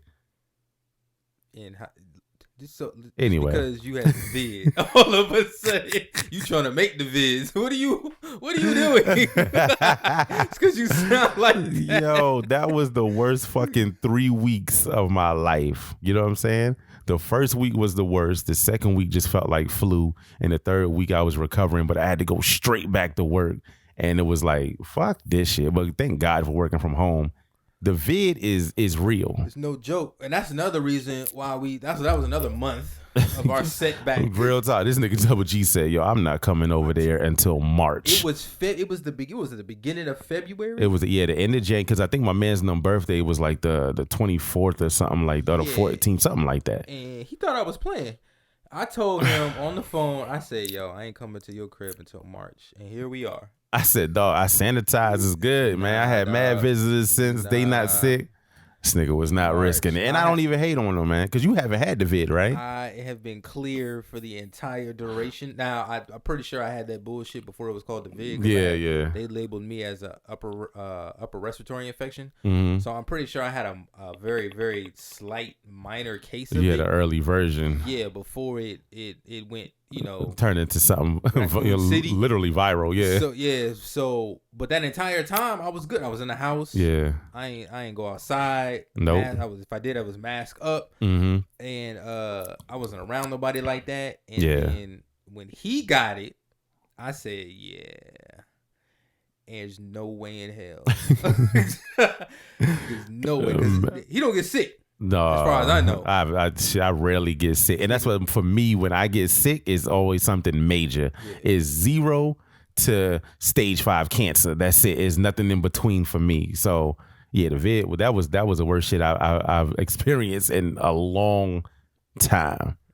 I sounded fucked. Yo, this is when I knew. So I'm in there chilling, and I'm in the bed. You sleeping curled up. I hit the full stretch like, dog. I felt like I worked out full body for 3 days straight. And my whole body from head to toe was sore. I said, what the fuck is that? I said, this gotta be the vid. Because I still didn't know yet. Mm-hmm. Went and got tested at the job site. Never got them results back. I ended up going to fucking CVS. And they hit me back the next day. Yeah, you might want to stay home. I was like, fuck. Went to the job site. Apparently, they knew. They saw it, was like, yeah, we're not going to tell him. They didn't tell me shit. Shorty did the swab. I'm sure he knows. Hey, let me tell you how the game was fucked up. Shorty did the swab. Pulled it out. It came out 4 times bigger and neon green. Ew. I said, oh, my God. Ew. I said, what's she about to do with it? She put it to the other side. I was like, no. You can't cross streams. Stuffed that shit in and did it again. And it came out 4 times bigger. I was like, She was like, yeah, like that shit wasn't even going in the jar. Like it made like shit on. I told you right there. Yeah, you got it. You can see this. Don't ever come outside again. Just go home. Go home now. But real talk, man, I had a perfect record this whole pandemic, and now I feel tainted and tarnished. Blemished. You know what I'm saying? Yeah. Scarlet letter C on my chest for COVID. I took the L, man. And so I had to put the precautions back in. And then niggas was like, yo, the mask mandate is over. I said, what? Right. So they was like, yo, y'all can gather in groups of 300 now. Oh. Y'all could spit on each other. Oh. Sneeze in the same vicinity. But, bruh, sneezes turn back to bless you. Remember a nigga would sneeze outside, they'd be like, oh. Everybody throw hands. You know what I'm saying? Now nigga, hurt you. Oh, bless you. Oh. Oh, shit. Society is sinking back to normal. But this is the thing. What the fuck happened to COVID? Russia. So Russia starts invading Ukraine and we just don't give a fuck about the pandemic no more. It was like, yo, what about the mask mandates? Yeah, so Putin over here. Dog. What? So this the thing. So, okay, the virus was there. I had it. I know it exists. You know what I'm saying? But so, because the media is not covering it anymore, it's not affecting people. They kind of. So I noticed if you, it's one of those. Well, if you want to find out about it, you do it yourself. Yeah. Kind of situations now. It's not. There's no mass breakout. Nobody cares. Nobody really. Yeah. It's not. There's just not enough going on. I'm assuming in the world for them to bring it up. When we all know. It's mutating still. Dog, that's what I'm saying. The shit don't go away. It's still out there. But because Russia is invading and doing what they want to do across the water, they feel like that's a bigger story than what's going on. And that's all they care about. Whole time COVID sitting back, Birdman hand rub like, ooh, wait till they get a load of me. Wait till the winter time. It's gonna be fucking chilling this summer at fucking Rolling Loud or something, and niggas gonna grow octopus tentacles out their ass. Right. And then you gonna be like, oh, COVID's still out. Yeah, that's COVID 22. Passing the blunt, talking about, damn. Shit. Let me hit that. Is that what you look like? And then there it goes. Taking a fucking L, man. But that's the part, yo, that gets me about this country. We are so fucking weird. That movie about the meteor crashing and shit, that is a perfect parody of how America is, yo. Did you watch that shit? With Leonardo DiCaprio and Meryl Streep. Yeah, it was like a parody of practically what happens on social media when any disaster crisis jumps off. Yeah. They don't believe it, right? They disregard it. They don't take it seriously until it's too fucking late. And then when we start taking it seriously, everybody is panicking, is chaos, is you know what I'm saying, anarchy, and then we're dead. Because we're ridiculous. Because human beings are fucking ridiculous, yo. Why does it have to get to that? And then you know what black folks are doing the whole time? Joking about it. Yo, we find everything fucking funny, man. We are terrible. You gotta like that's a skill. That is a talent to take any fucking situation and turn it into a goddamn joke, man. And it's not even that. If you really think about it, the way we do it, it's technically not really that. I want to say, okay, depending on what it is. Yeah. It's not really because you first thought it was a laugh before you think, I'm like, oh shit, that's fucked up. You know? Right. Like, hell yeah. But it's funny. But it'd be funny though. It's the truth. It's coping with depression. That's what we do. That's how we do it. That's how we do it, yo. Laughter. As a whole, as a people. But that shit be real funny, man. But so I'm watching now and I'm like, all right, Russia invading Ukraine. Now, real talk, I honestly don't feel like this is any of our business. But when my man Putin got on the thing, this shit was like WWE from the 90s. My nigga said, he had the little interpreter going. My man said, if y'all don't mind y'all business on what's going on over here, I'm going to do something to America that's never been done in history. I said, oh, well hey. Leave that man I alone. said, well, wait a goddamn minute now. Joe Biden, hey, this nigga not playing. He on TV saying that shit. That's not a threat. You understand? Like, he's not fucking playing. I'm going to do something to America that has never been done in history. What? That's some supervillain shit to say. He is ready to press the button. This is again, back to human beings being absolutely ridiculous. If you hit the button, man, and you drop a nuke somewhere and that nuke takes out that whole chunk of earth, and let's say it cracks the crust, what's going to happen to the rest of the world? We're finished. You know what I'm saying? Yeah, we're done. Why would you do that? you can't, there's no other place for you to go. This nigga's like a super villain in fucking comic books. Like, I'm gonna destroy the world. Then what? Right. There's no place for you to go. So what are you doing? None of us should be talking about nuclear war, dog. None of us. Everybody apologize to Japan right now.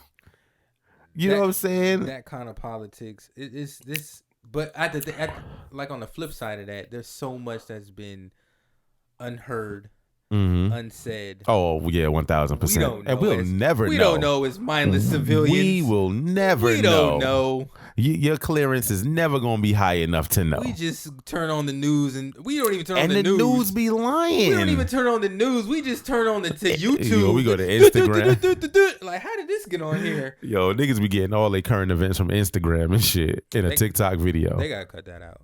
Bruh. They gotta cut that. It's bad, man. They gotta cut it out. It's bad here. They gotta stop that. So the whole time, I'm following the thing. I'm like, wow, like we at real war. Russia is really doing their thing over there, right? It's still none of America's business. And I don't know much about Ukraine. I know it was all together at one point, and they broke up, USSR, and then now Russia's just trying to get it back, right? Cool. Again, none of that's European business. let them deal with that. But the thing is, we watching all the Ukrainians escape the city. They getting on trains. They trying to get on buses because they bombed the airports. There's no flying out of nowhere. I said, well, damn, that's strategic as fuck. So now you got to drive out. And I'm like, man, this is messed up for those people. But then I saw the Africans over there. They letting all the people, you know what I'm saying, the refugees, you getting on the trains, get out of here. But you black folks, you stop right there and you wait until these people get on first. Wait a goddamn minute. So we getting bombed out of the sky, but y'all got time to stop and be racist? Now let's go back to the angriest black man in America episode. I can't enjoy shit. I can't, like, everything I see is that. So we had a whole war. Gas prices through the roof. Yep. $5.64 a gallon in some places. You know what I'm saying? But with the bombs flying overhead, we still got time to stop these black people from escaping and saving their lives. Yep. Ain't that by the bitch? And that lets you know. Earth is, like I've said before on plenty of podcasts, Earth is trash. Dog. 100%. That's top tier hate. That's one. Like, everybody's dying, but you know what? Y'all gonna die last because that priority right there lets me know, first of all, I can't even leave a crib to go anywhere to do anything. Prioritizing That hating priority. people for their skin color over just life in general. Yeah. That's fucked up. Not the fact that we're also human. Yo. That we all, we're alive, but the simple fact that, there's a bomb dropping, we getting fucked up. Oh, wait, hold on. These niggas got to stop You're right a here, little though. darker than the rest of We these. can't have To the you. side, please. Let this lady through here. Wow. You know what I'm saying? right. Like, that's nuts. In the midst of all the turmoil. Yo, some of them had to fucking walk to Poland. It's nuts. And endure that. It's brick ass over there. It ain't summertime. You know what I'm saying? Yeah. Yo, that shit is mad shameful. So I'm sitting here as a people like, I ain't gonna say fuck Ukraine, but it's none of my business, yo. It's none. Man, see that there goes the politics. It's tough, man. It's tough, but God forbid you say fuck Ukraine. Oh, you're terrible. Abolished. Cancel him. Oh my This God. is terrible. But yeah, see that's where politics. It's so hard to discuss politics with people because there's so many different faucets that leak out, and it's like you can't never say the right thing in politics. No matter what decision, like what's going on. Yeah. You can never say the right thing. That's a fact. It's always something It's just too much. That's why I don't like talking politics. Oh, I don't. I really don't. I don't even shit. You know what I mean? I don't even like wearing certain sports teams because folks gonna be talking to me about that. So because it's like your opinion. It's so politics are so heavy with opinions. Mhm. But in today's society, your opinion don't fucking matter. Hell nah. Who gives a fuck about what you think? What I said. But was, everybody, the thing about social media though, all those opinions get broadcasted. Everybody get to share it and say it, and I'm like, wow, some people need to shut the fuck up. That's the problem. You know, shut the fuck up. But they want to be seen. They want to be heard. I want to be famous. Nobody will fucking see you. Fuck. Fuck what you talking about. Fuck what you look like. Nobody here and see that shit. You know what I think about the war? I think we should go over there and shut your ass up, because you ain't gonna do shit when you get over there. You know what I'm saying? Now, who I was looking for was the little boy that was up there shooting the motherfuckers from a whole nother city that he wasn't supposed to be in. Killed a couple of niggas and he got off. The little 17-year-old. Oh, what's his name? Rittenhouse? Yeah, why he ain't send his ass over there? Mr. Want to protect the country so bad all the fucking time, right? I wonder why. Send his fucking little ass over. He should be 18 now, right? I wonder why. Shit, he should be first enlisted because he's a gangster. Didn't he try to? He's dangerous with the AR. Somebody? I don't know what that man did. I know after he got off and made that ugly ass cry face, I was done with him. You know? He tried to sue somebody because somebody made fun of that. Who was it? I don't know, yo. I don't remember. He was me. He was definitely a meme for a minute. Let me pull that shit up. But yeah, hold on. Let me fact check. Right, get some fact checks. For you fact check, you can check the facts exactly. His name is Rittenhouse. It wasn't Rittenhouse. Send his ass over there. You know what I'm saying? Since these niggas want to help so bad. Hold on, man. Black folks, we ain't going. Oh, his first name. His name was Kyle. I said John. Right? I don't know what you said. John and Kyle. Same. Kyle Rittenhouse. He tried LeBron.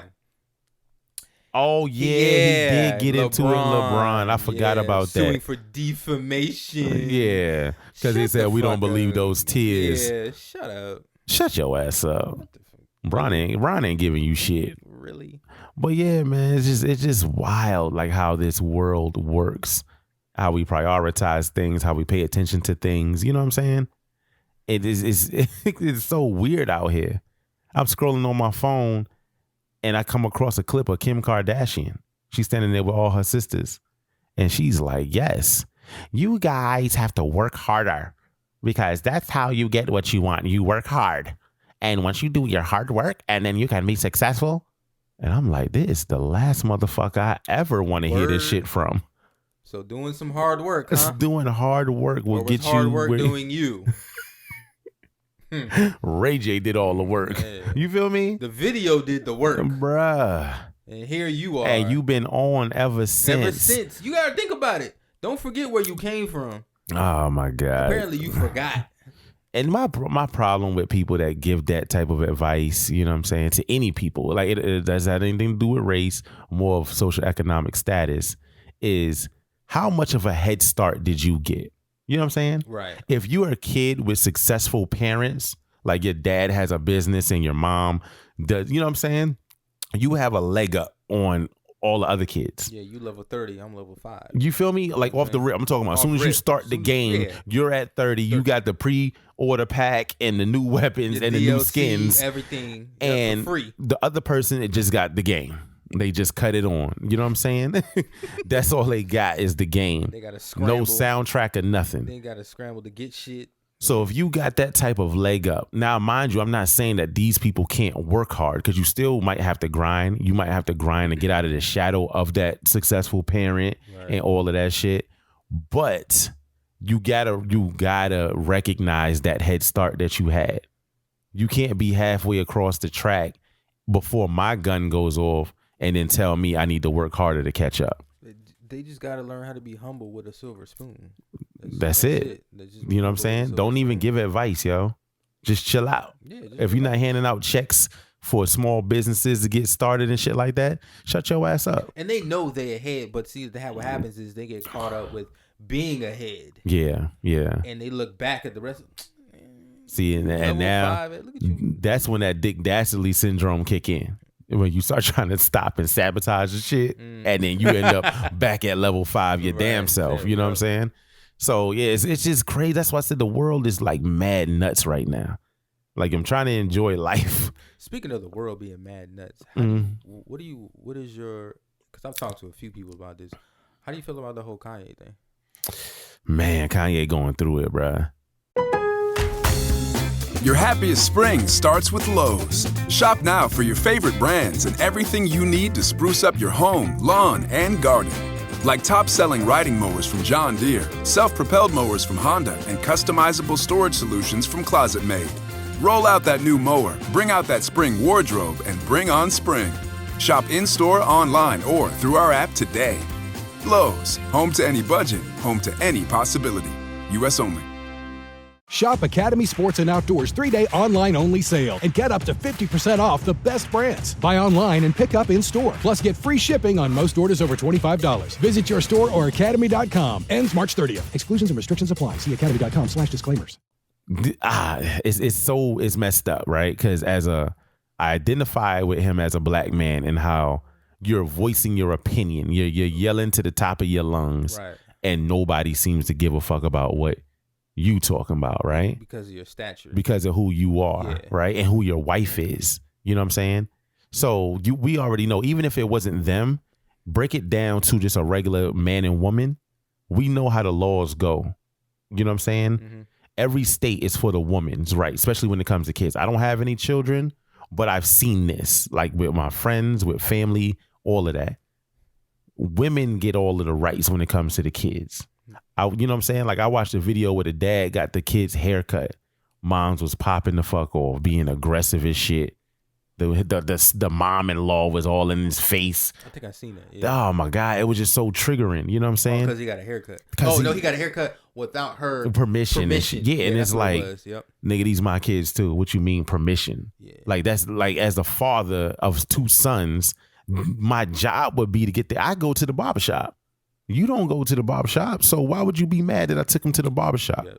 So Kanye, even with who he is, literally one of the biggest stars of all time, he still goes through the same shit. You know what I'm saying? And I think his is worse. Yeah. It's worse because of the environment that he's in.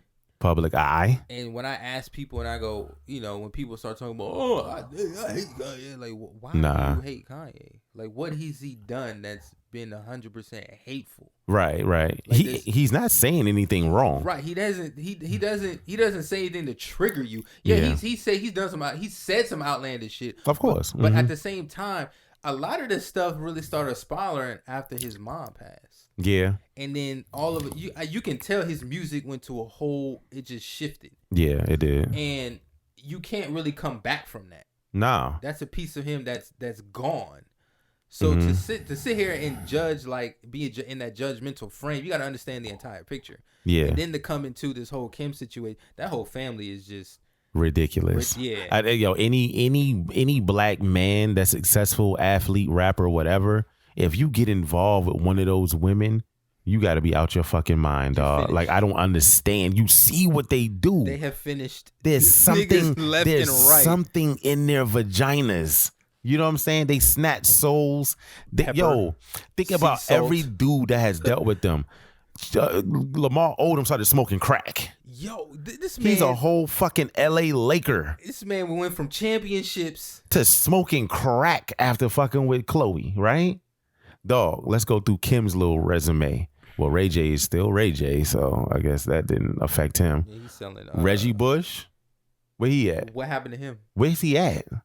Does he play? No, he does not play. No, missing in action. Nobody knows what happened to him. Reggie Bush is just missing in action. You know what I'm saying?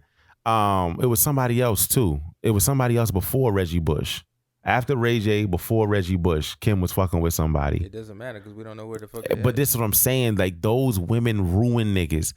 Travis Scott is not fucked up for real, but I think that particular daughter isn't all the way caught up yet. You know what I'm saying? Like, she doesn't have all her powers active yet. So he got in early enough and then got the fuck out. Yeah, but you still got a kid with her though. Yeah, so you still there forever.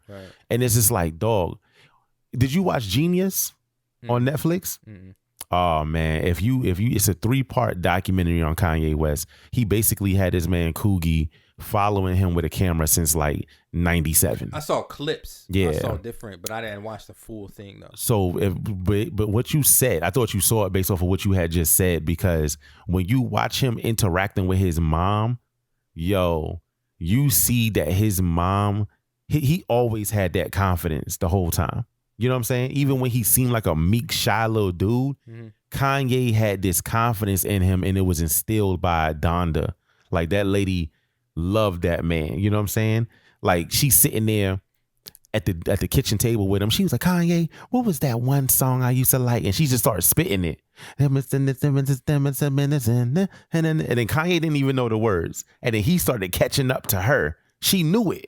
She always believed in this nigga. Right. Which made him believe in himself. She had gave him some advice. She said, Kanye, a giant can't see anything when he looks in the mirror.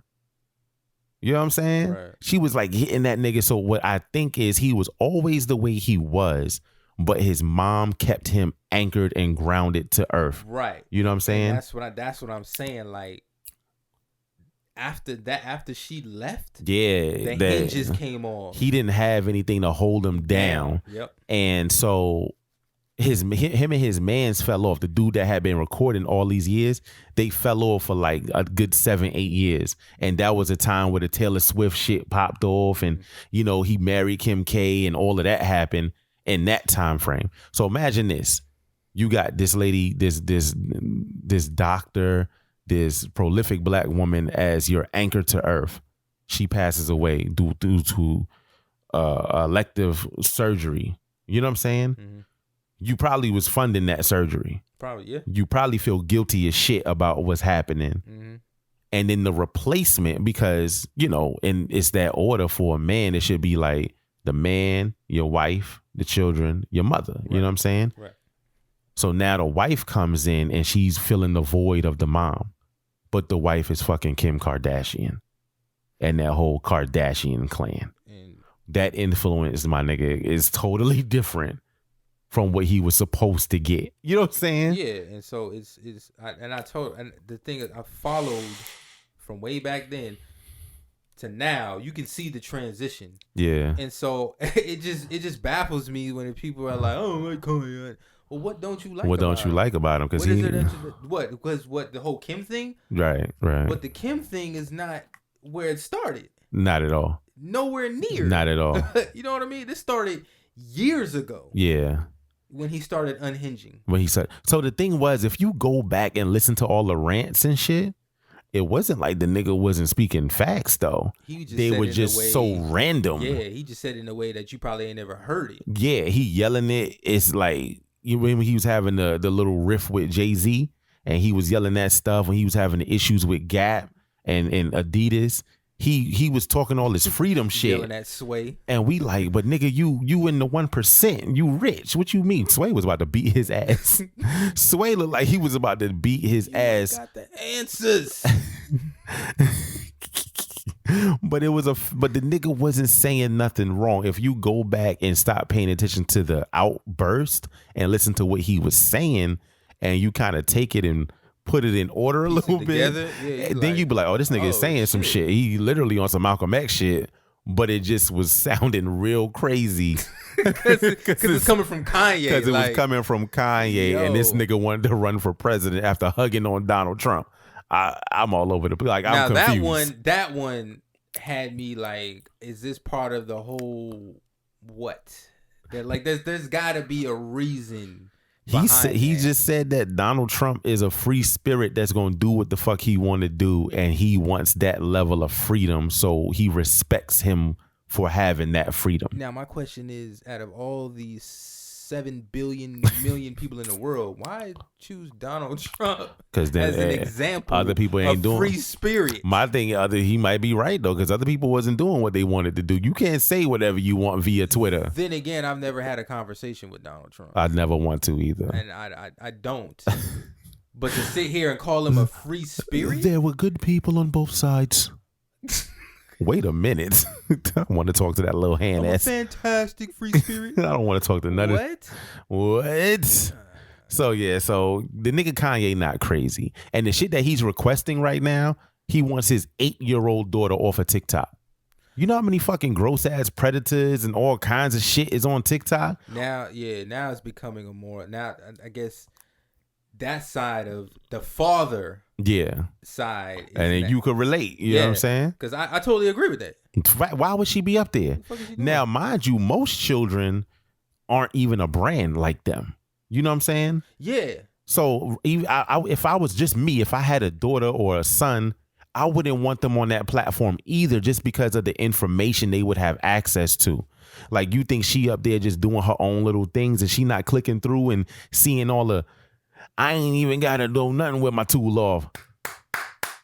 Yeah, your baby don't need to see that. Doing those TikToks. Your baby don't need to see that. She's still pissing on herself sometimes.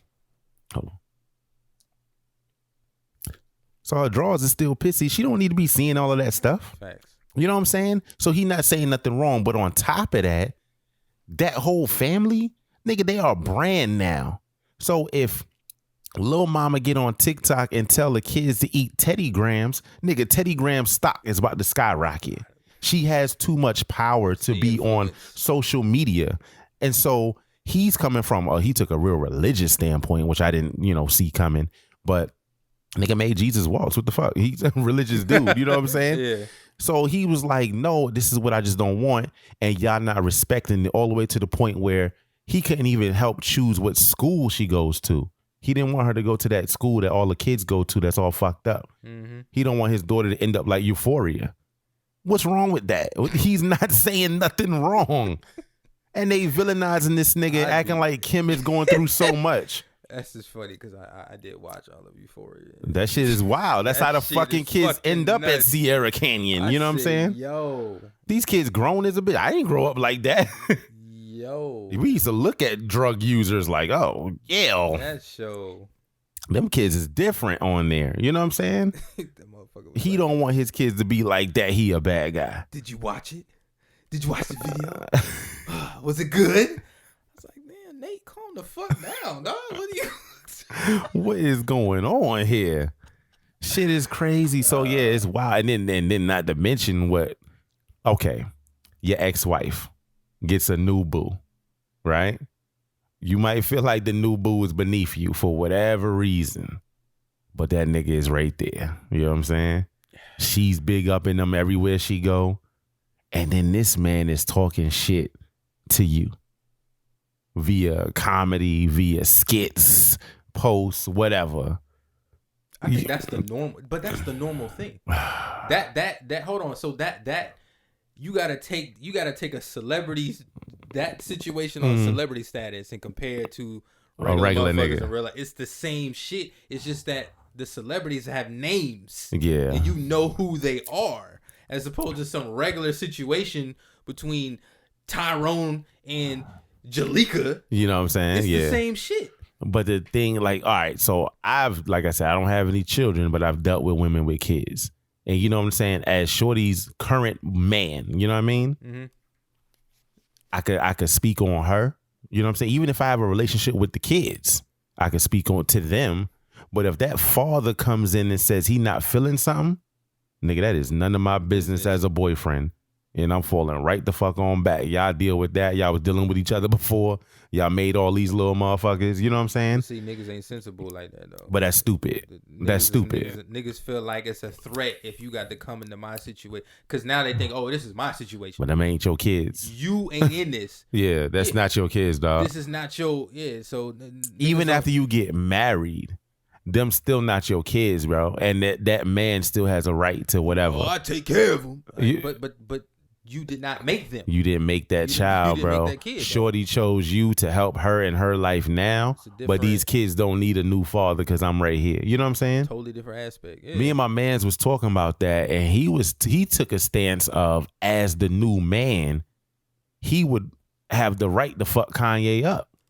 And I was like, how so? And he was like, because this nigga disrespecting my girl.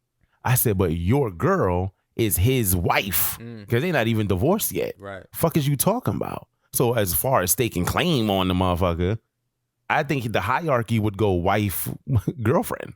You know what I'm saying? Yeah.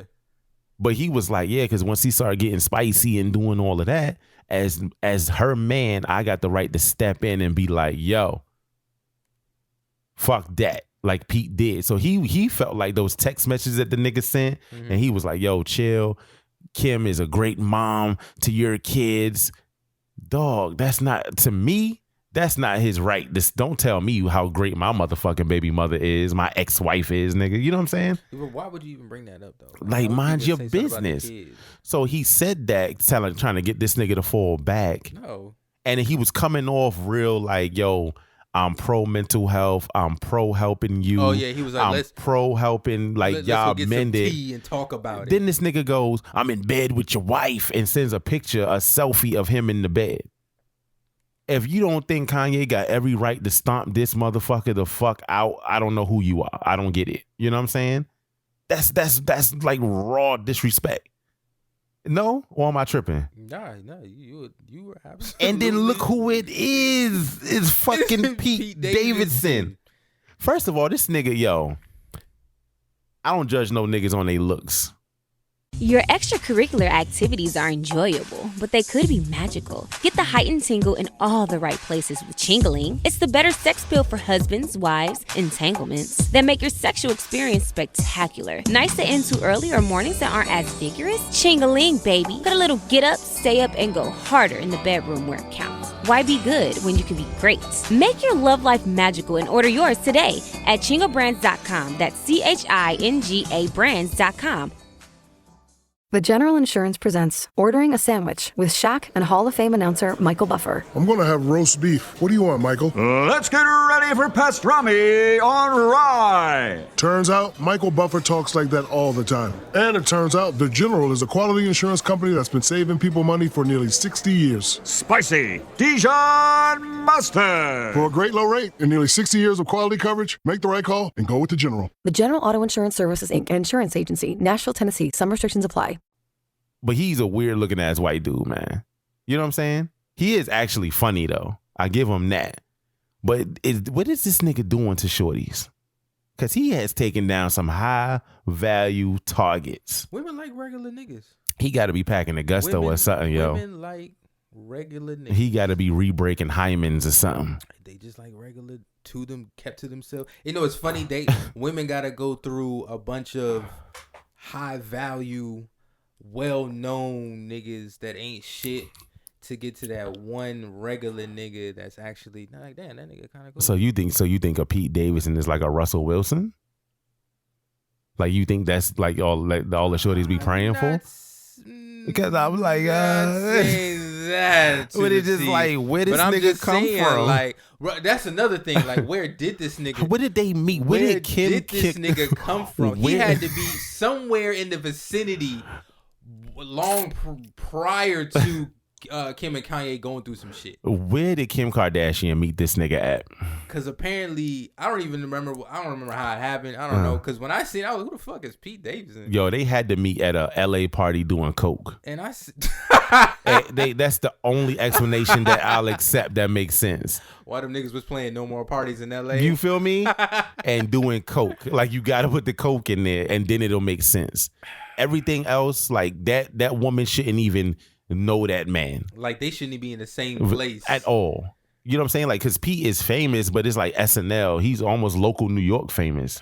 You know what I'm saying? I mean, you know, from Ariana Grande to Kim Kardashian. But that's what I'm saying. He's on tier. His high value target list. He is sniping away. You know what I'm saying?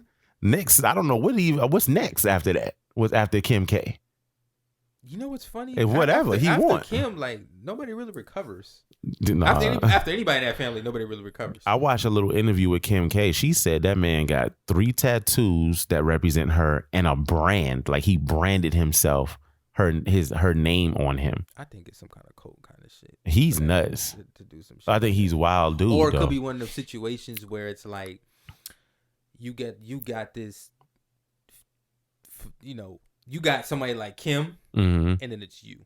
And so he's just trying to make sure she understands. And she trying to make sure, like, hey, this is the best thing I've ever, fuck what I had before. Yeah. which is wow shit. I can't, which is still top notch, but it's like, yo, I don't want to lose this. Yeah. Whatever's going on. So hey, let me go ahead and get this brand. But imagine getting your chest branded with her name. No. You get all these little tattoos that represent her, and then she goes on a talk show, and they like, "What do you think about it?" And she goes, "I think it's cute." Bitch, wait a minute! I didn't destroyed my body. Get to cutting that shit out immediately. She said, "I think it's cute." Wait a minute. You know what I'm saying? I thought all that shit was for publicity. Me too, but like, I don't know. They mad serious for real. But then it could be like the Kanye and Drake thing. They just did that shit just to. And I think they was really beefing. I don't really think so. I think they did it just for the sake. Kanye said it in the song that him and Drake is at peace. So I think it was really bothering him that they was beefing the whole time. I don't know. But Big Sean said that nigga's obsessed with Drake. Yeah, see, the music industry is just weird. It's so weird. It's so fucking weird. All of them dudes are weird. You know what I'm saying? About the Kanye and the Kid Cudi thing, like. Yeah, that was crazy. You know, he talked shit about him or whatever, like that whole, and then was dapping. Like, it's, you know, well, that's some regular shit. Yeah, that's how it goes. But it's Kanye and Kid Cudi. You know, you would have never thought that kind of conversation would come up. Right, with them beefing. You know, it's just like the music industry is just so fucking it's so dark. It's a lot of dark areas that nobody will ever get to see. But I think it's reflective of the whole world and all the whole society right now. Yeah. It's just shitty right now. It's very weird outside. You know what I'm saying? COVID went away and evil took place. Russia came out of nowhere. It's really weird out here, man. So yeah, I just been watching everything and having epiphanies about myself and trying to improve things in my life. And look at us, man. And we finally got the time to pop. It's the best thing that came out. Shit, we got plenty to talk about. God damn, man. If it ain't wild out here right now. Shit. You know what I'm saying? Yeah, man. That's crazy.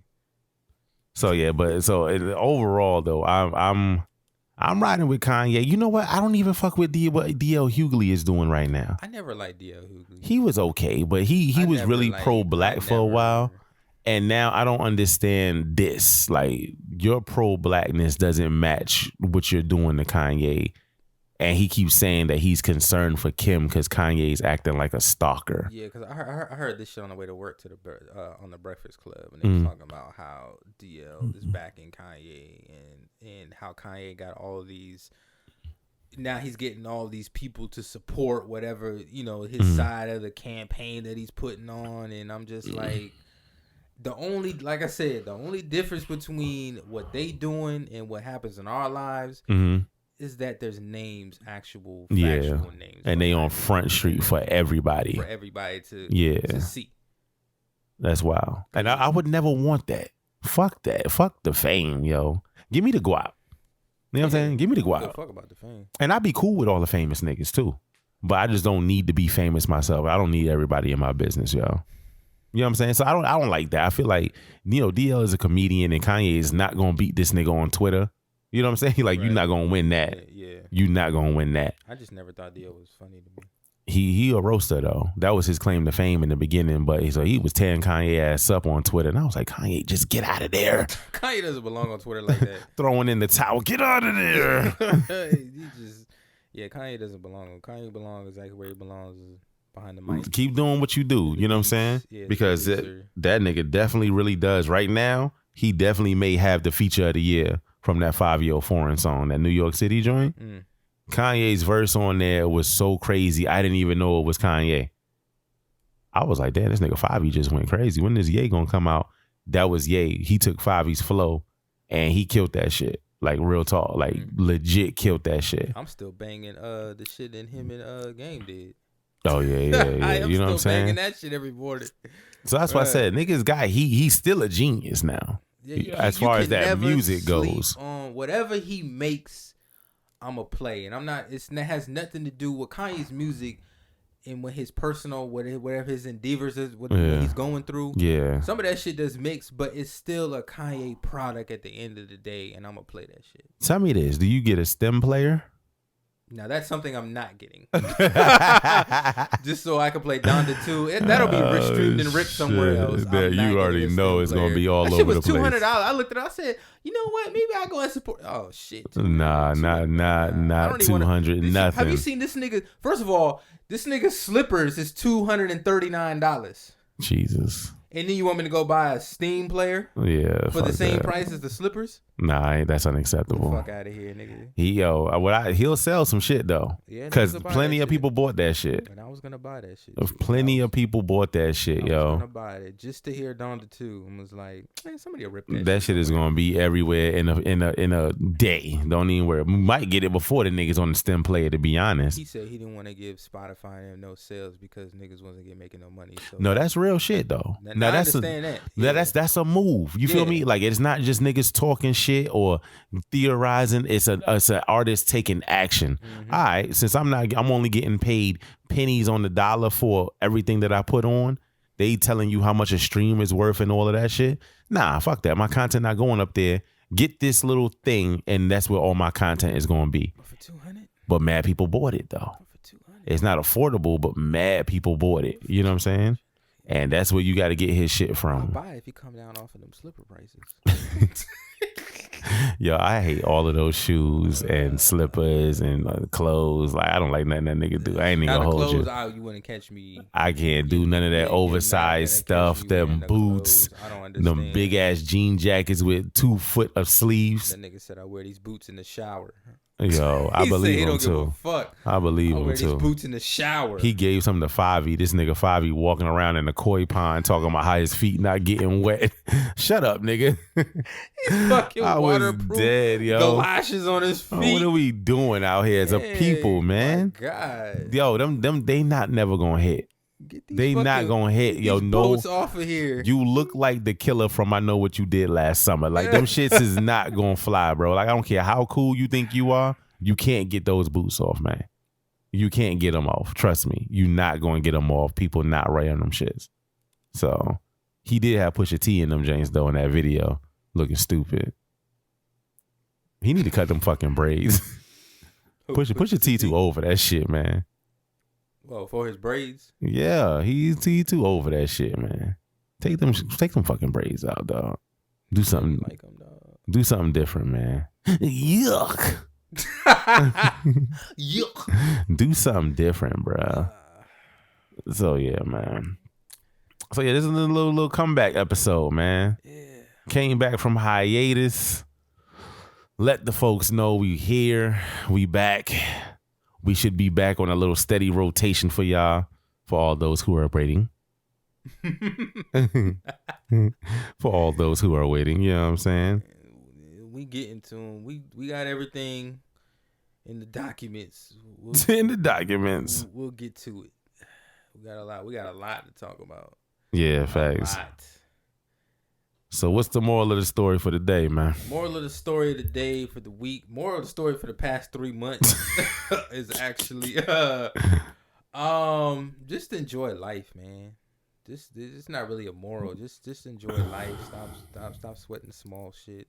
That's a good advice, you know right? What I mean, if you're never put in a situation that you can't handle. God never put you in a situation that you can't handle. So man, sometimes I be questioning though, like God damn. Me too, but I'm still here. I'm God, here, like roof over my head, food in my stomach, I'm clothes like, on my but back, God, how strong do you think I am? He said, "Hey, look, shoulders." I've been going through what I'm going through, and all my good friends is hitting me with the, "Hey, man, maybe you outgrew that thing, and God is saying you was too comfortable." And I said, "Well, I'm really uncomfortable now." I'm really uncomfortable now, hey, God. But you know what they say, though? In order for you to be successful, you got to be uncomfortable. Yeah, I feel it. You gotta be. So coming off of all of this, I feel like either I'm going to be the next Kanye West, or I'm gonna be a nobody. I'm gonna be dead or something because I don't want to be in my skin right now. Itchy. It is sweaty. It's hot. It's cold. It's everything it could be right now for me, dog. I understand. Yeah. Shit. Sometimes I'll be like, yo, I look at the ceiling like, yo, what are you doing? What is happening? I'm like, I know I can't question it, but fuck. What did I do? Why? Yeah. Why do you think I can handle Where this? do you want me to go? What more do you want from me? And everybody keeps saying, well, just talk to him. I am. He just keeps sending more discomforts. Give me a chance. Shit, man. But yeah, man, as always, a person is useless without purpose. A purpose is useless without a plan. A plan is useless without execution. Execution is useless without passion. Passion is wasted without consistency. So go forward and be the best you can be. This is your boy Ringo Mandingo. Double G. This is the hashtag Just Saying podcast. We out. All right. We appreciate you joining us. Hashtag Just Saying podcast is produced, recorded, and edited by Ringo Mandingo. Special shout outs to the homies Hayton Ash Jones and Double G. To spread the love and help us grow, please like and subscribe to the podcast. If you want to add to the conversation or participate with a topic, please comment and share in the hashtag Just Saying podcast Facebook group. You can follow us on Facebook at Just Saying Podcast and on Instagram at hashtag Just Saying Podcast. Also, you can listen to us anywhere you listen to your favorite podcast. Apple, Stitcher, Deezer, Spreaker, SoundCloud, and on YouTube. Holla at us. Hashtag Just Saying Podcast.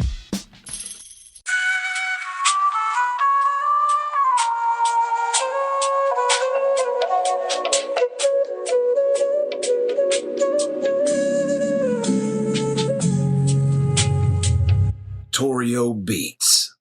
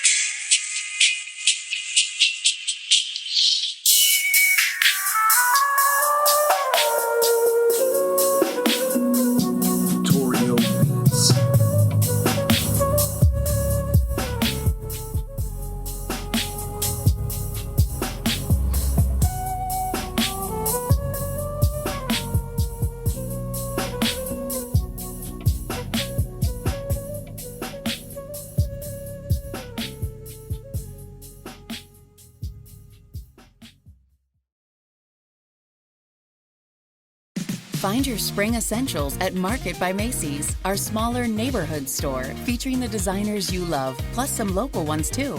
Come in for curated styles from brands created with you in mind, like And Now This and Bar 3, plus classics like Levi's, Adidas, and more. Best of all, we make shopping easy with online order pickup and returns. Check us out today at Presidential Markets and South Point Shopping Center. Market by Macy's. Small store, so much to love.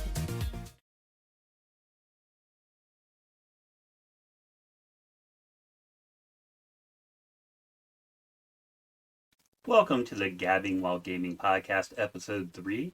Today we have special guest, Killer Nikki Dow. She can be located at twitch.tv/Killer Nikki Dow. All right, I don't know if you can hear me or not. I can hear you. How are you doing today? Good, and yourself? I am always good, other than sticking a screwdriver through my hand this morning, but that's a whole nother subject. Yeah, that doesn't sound good. It didn't feel good. But I will eventually today get that sink fixed. Oh, gotta stink. Those are fun. It's actually just a little sprayer thing on the side. It should be an easy fix, but my house is a disaster. It was the people who we bought it from did a lot of their own work, and it has a lot of the wrong stuff in the wrong places. So it will be a chore, but it will get done. So you're a streamer. How long have you streamed? I've actually been streaming since, I believe, July 12th of 2021. Okay, so that's about 8 months if I can do math. 8 to 9 months. Yeah, about that long. Hey, what got you into it? So this is going to sound super cheesy. I was on mat leave at the time, And with COVID, I wasn't able to see family members. I wasn't really able to do anything. So what my husband kept saying for the longest time is maybe you should start streaming. And I was very much against it because I come from like a household that's like, no, that's not a real thing you do. You're an adult. And when I actually started doing it, I was like, wow, I'm actually enjoying this. I'm making connections with people. Like maybe what I've been hearing all along is just part of the language bullshit. I forgot to do one major thing. Valkytie's watching right now. Thank you for joining. I didn't grab my controller before I started, so I'm just like, okay, how do I start my game? Because I have no access to my keyboard at all right now. And Valkyrie, you are right. There is nothing easy when it comes to plumbing. Something always goes wrong. Oh, God. Now, what's your favorite part of streaming? I think it's the fact that I've built a community where I can be very open and honest. Not that I'm not an honest person or very open with people in general. It's more like I can actually message them after hours and I can say to them, hey, are you doing okay? Like, let's have a little chat. And they're like, yeah, let's do that. And I'm like, oh my God. It's like they want to actually talk with me. And so it's nice to have that, getting to know somebody. And because a lot of the time, like I was saying, when I was on mat leave, I did feel alone a lot. And so between the community and also, meeting different streamers, I've really found that I'm a lot more comfortable, being able to talk on screen and things like that. Because before I was the shyest kid, I wouldn't talk, I wouldn't do anything. So it's been really nice to see myself grow as a person and also make connections with people. That is a wonderful thing. I have not streamed for that long. I mean, I told you that. You probably don't realize how long I have streamed. I've actually only streamed a little bit over a month. I just got lucky that I had a big Twitter when I started, so I became affiliate in 8 streams. Oh, really? Yeah, and that's not something that happens very often, is my understanding. I just, like I said, I happen to be lucky about the fact that I had a huge Twitter following when I started. Yeah. And that's not something everybody has. So I won't complain about that. Sorry, I was trying to adjust the setting here. I noticed on OBS you could not see the game at all, so I was trying to make it a little more visible there.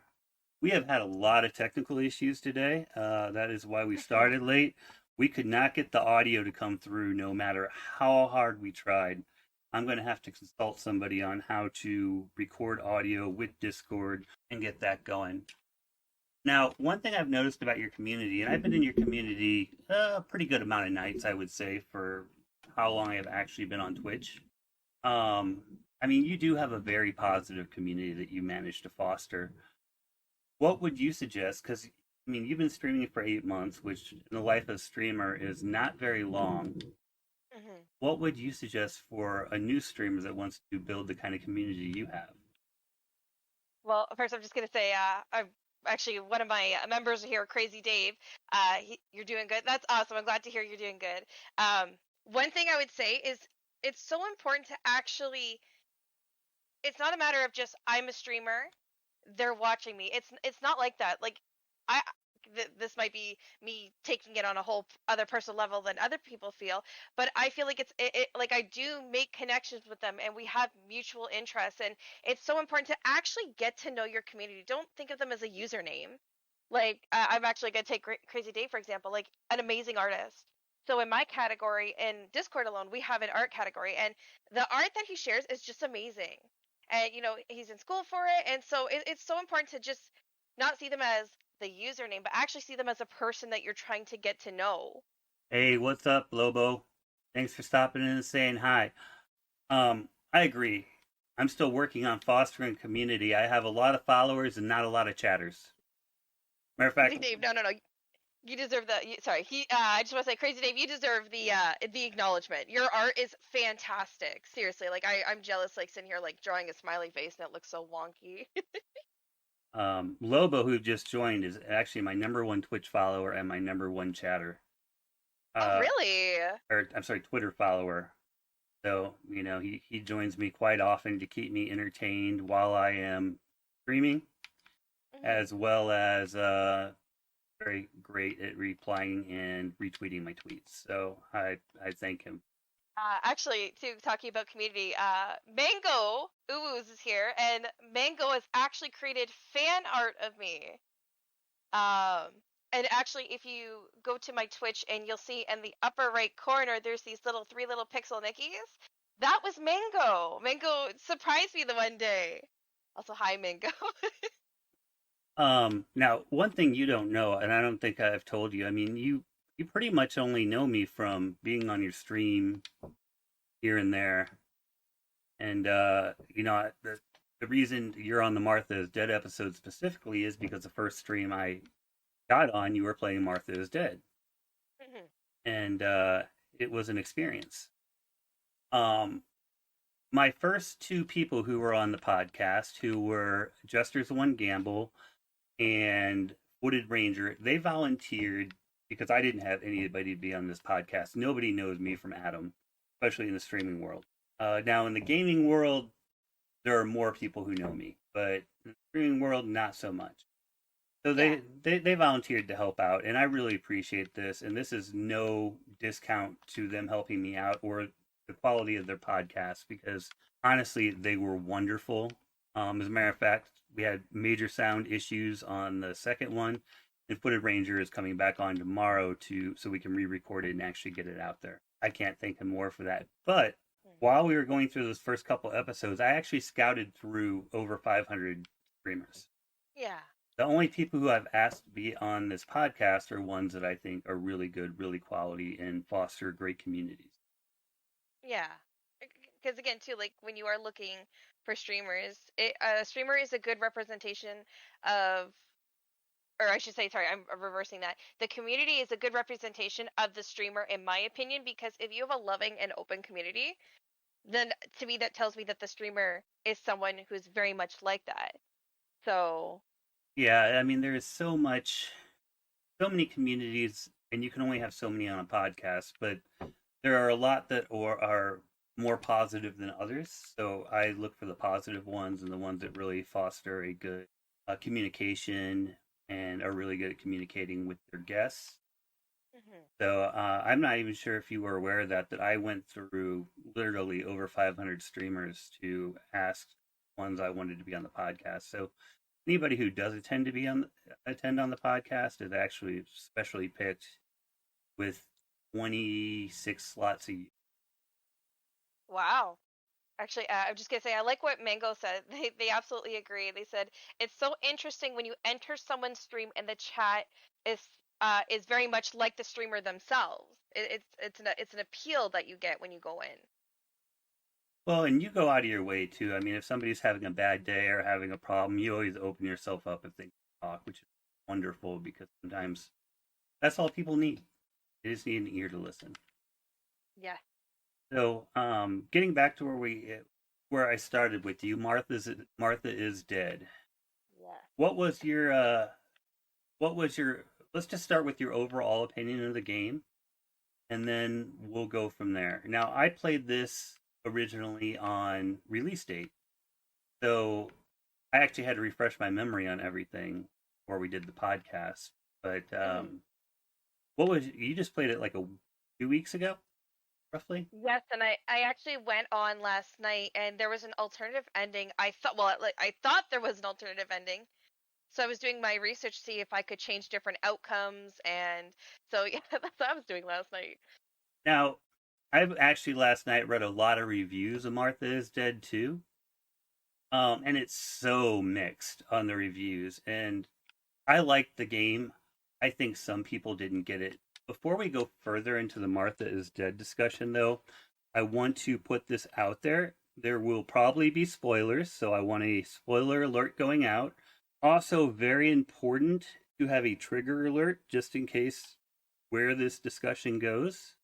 This game includes animal abuse, child abuse, miscarriage, war, hanging, decapitation. If you are triggered by mental illness, If you're triggered by any of those things and you are not comfortable with listening to discussion about those things, please stop listening.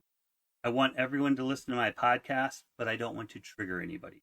So I want to throw that out there because there are a lot of negative things in this. With that being said, the game was not at all what I expected it to be when I played it. I would not call it a horror game. Would you? I think in those cases they usually call it a horror slash psychological thriller. I'm a big horror movie buff, so I definitely I own varieties upon varieties, and for a good example, I've seen Rob Zombie's House of a Thousand Corpses. Okay. Now, what I say it goes that far, there is a scene I could probably pinpoint in that movie. So it's kind of hard because definitely it should have warnings for gore, psychological thriller. It really does mess with your mind, but in a way it does still meet the horror criteria. Yeah, see, I didn't think it met the horror criteria, but I am also not the biggest. I mean, when I think horror, I think scary. I wouldn't call Martha is Dead the traditional sense of scary. It's definitely scary. I think it represents mental illness very well. And yes, and actually that's something I've even talked about on my streams. Is for myself personally, I have going back last year, I have been struggling with myself with my mental health, and I'm in the process of getting on a better track, and I'm taking those steps. So definitely someone who is struggling, it is probably a game I would avoid completely until you, and maybe even if you are in a better mental state, maybe it's just a game to avoid completely. yeah, it's a game that's not for everybody, that's for sure. I mean, I think the most disturbing scene for me in the game, which when this was censored, a lot of people brought up the face cutting scene near the beginning. And that's a scene that Sony censored. As a matter of fact, I have a list of everything Sony censored. I'll go over in a little while. But there is a scene in the game, for those who haven't played it, where the mother basically kills the child's dog and makes her eat it. Pretty disturbing. And if we talk about the ending a little bit, then it's actually questionable on whether it actually happened. I think that actually probably did happen in the game. But the type of child abuse that's depicted definitely would lead to mental illness. Long-term, serious mental illness. And there are a lot of people who take the meaning of the game different ways by the time you get to the end. The premise of the game, starting off, is that you find your sister dead by a lake and you try to figure out who killed your sister. Yeah. Initially. That is not the actual premise of the game, but that is how it presents itself for about the first half. And yeah. I think it's about half, and then all of a sudden it goes to a lot more storytelling and diversifying. What was the most disturbing part to you about the game? It's a scene where I actually did minimize my screen because I did not feel comfortable actually showing my community this scene. This is, again, a trigger warning, as well as a huge spoiler in the game. So if you are still planning to play the game, I recommend maybe kind of stepping out for a second and coming back. But for me, it was when we have to go to the crypt where Martha is laid after they've brought her to the hill, and we actually have to open her up and remove the baby inside. I'm not gonna lie, that was a little bit unnecessary because you're looking at this game, you're like, oh, this is gonna be great, this is gonna be easy, and the next thing we know, we're actually slicing. I'm part of the phrasing, slicing and dicing our sister. And that is so not what I thought this was going to happen. And then especially when you pull out the baby and see that, again, huge spoiler alert, the baby is deformed. It looks like it was a twin, but the other one was being absorbed. Again, this is kind of more of a speculation because the baby did look deformed, but that was just like, yeah, I do not feel comfortable showing my community that. And other streamers I know who are on TikTok had actually said, that like I saw the reactions. It was not good. It was definitely not good. And everybody thought the face cutting scene was going to be the worst. It was nothing. Oh god, no! Like my first thought was Hannibal Lecter. Like I'm a classic horror movie buff, so like for me, I was making more like Clarice jokes, and because I didn't take that too seriously. And then as the game was progressing, I went, oh my god, this is a lot more than I thought. Now, as far as the ending goes, everyone takes the meaning of the ending differently. Did you take it as Martha existed or Martha didn't exist? I actually did a little bit of research on that because I have my own theory, and the theory was I believe she was suffering from, and I'm actually going to pull it up so I can actually say this correctly and give the definition in case anybody doesn't know, and I think I might have actually closed it. So what I thought she had was dissociative identity disorder, which is a mental health condition, and people with DID have two or more separate identities. These personalities control their behavior at different times. Each identity has its own personal history, traits, likes, and dislikes. And I felt like that summed it up, especially when, again, spoiler, even though I've said this 1,000 times, she's walking, we're in this white room and there's all these dolls with multiple faces on the same body. That is what I took it as immediately. I looked at it as Martha didn't exist. It was a second personality. Now, looking at it from that perspective, the baby getting absorbed into the other baby is actually symbolic. Mm-hmm. Is it necessary? Probably not. Yeah. Not necessary. But, and the same thing with the face cutting scene. Actually, the most grotesque scenes in the game I could see as symbols as opposed to just pure shock.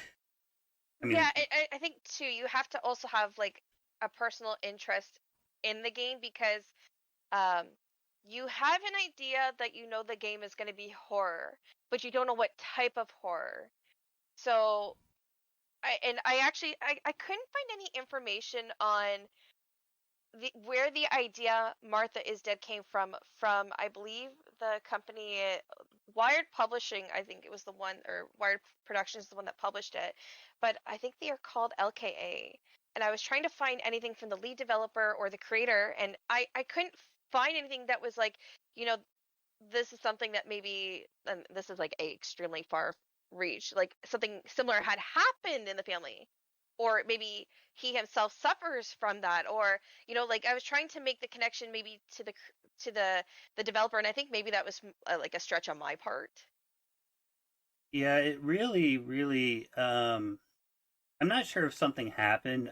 My understanding was the story actually originated around the Lady in White, which in a lot of cultures is a fairy tale or a fable. Yeah, actually, now I don't know if you read maybe the same article I did about the Lady in White, because some of the stuff from the story versus what Julia sees, actually they're not one and the same. So it's like extra details she added, because I don't know if it's part of her mental illness is coming out and using that monster, demon, whatever you want to use it as, for something that it's something she's projecting out. I could see that. Because I mean, obviously I think the Lady in White is some sort of manifestation in her mind. I don't think that is a real thing. So I read a lot of articles last night. They're all actually kind of mushing together in my brain. It's a lot of information, and I can appreciate that somebody went out of their way to do their own research. But it was a lot to take in, because everyone's like, oh, this is what the ending is, and this is what the ending is. And it's like, is it? Is it? Because some ideas were really far-fetched, while others I was like, no. Yeah, I looked at the ending as showing her mental illness and coming coming to the conclusion that there are multiple personalities myself. Mm-hmm. And there were things in there that led me to that conclusion. And actually, the face cutting scene, which was one of the scenes that got a whole lot of publicity when Sony censored this game, and they didn't even really censor it that much. But when Sony censored the game, that was one of the things that got the most publicity. It was in the trailer, that's why. Oh yeah, she gets her face cut off. Mm-hmm.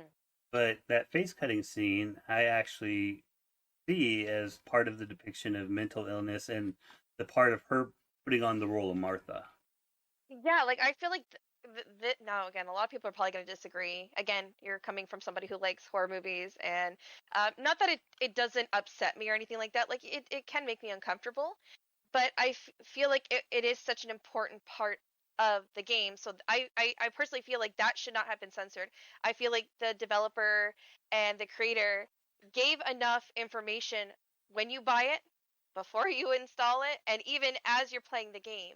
And the one thing that I do have to say was amazing, and I had to give them so much credit, was it was basically like a trigger warning, and they were saying, if you are suffering and you are feeling alone, like, and they actually gave I believe it was a website to contact, which would then lead to, being able to get into contact with somebody if you are again, warning, feeling suicidal. So that was something that was an instant win in my book. So to be more upset about the face cutting thing than anything else was kind of weird in my opinion, especially because I know what kind of movies Sony makes. So why are they specifically going after that scene in a video game? Well, here's what they censored, okay? In the scene where the face is cut off, it's not interactive. It still shows it. It's just not an interactive scene. Same thing with the cutting the womb open scene.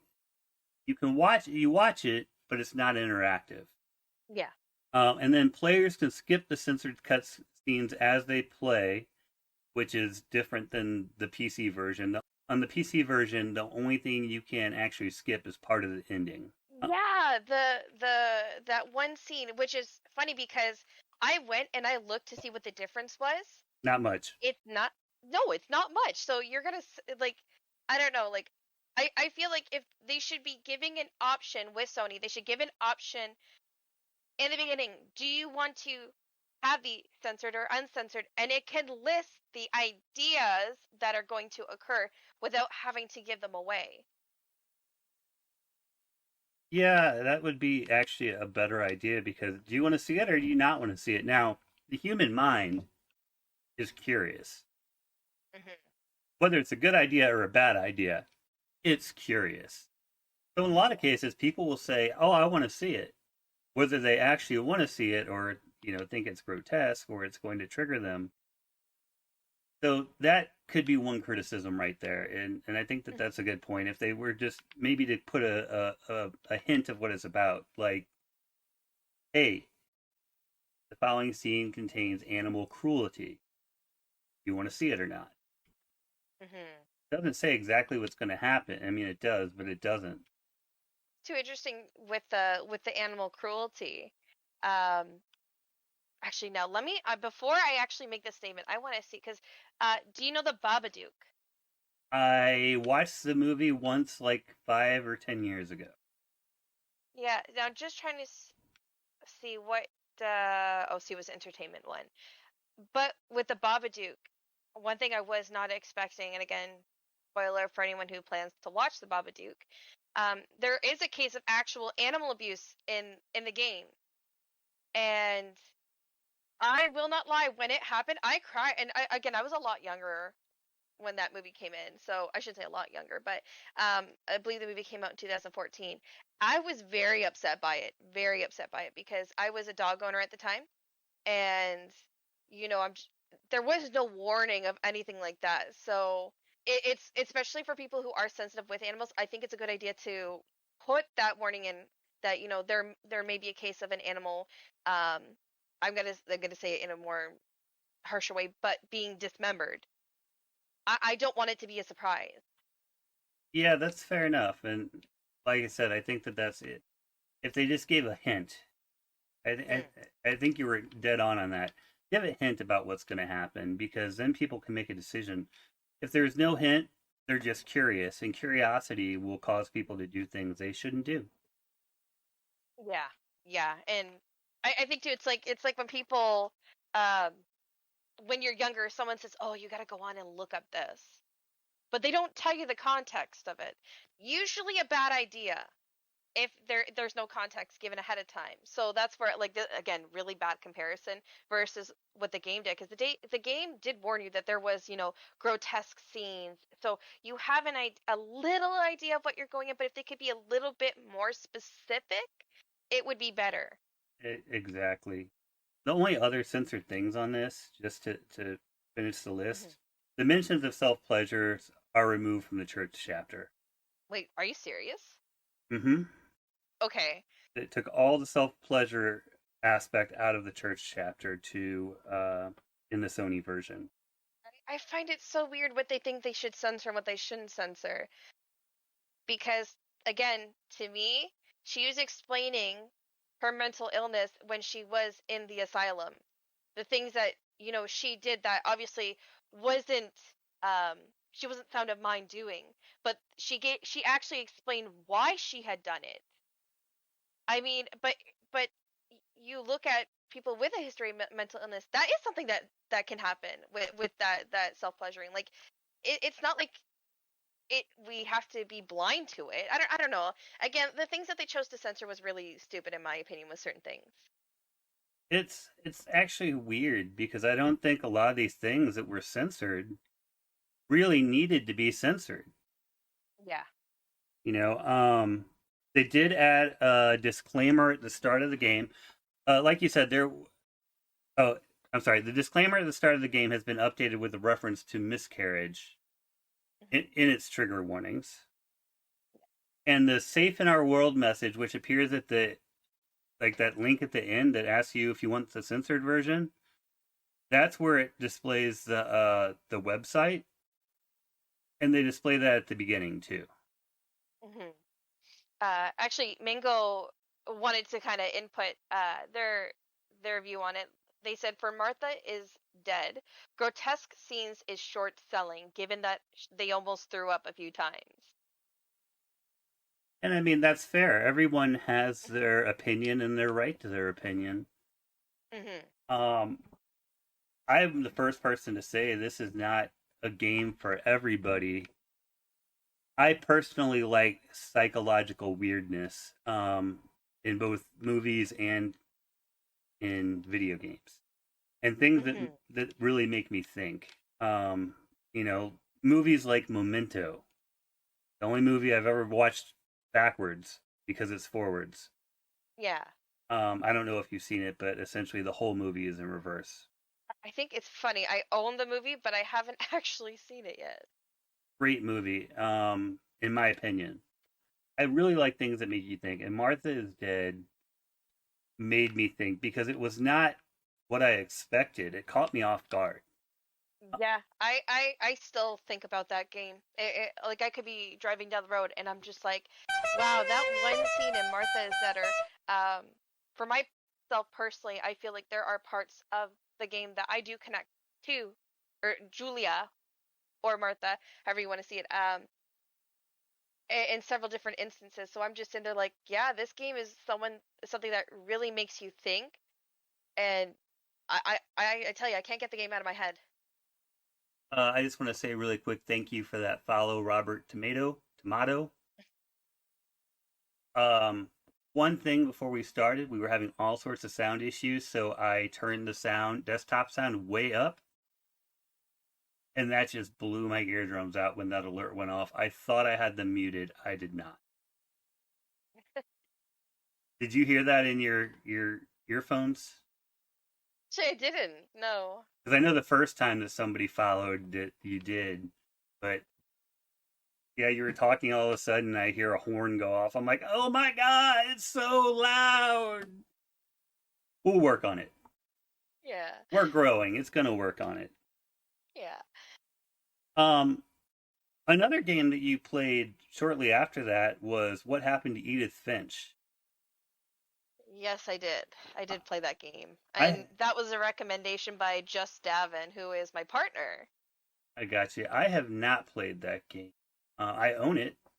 Granted, I own like 3,000 games, so it's no surprise that I own it. But yeah, how was it?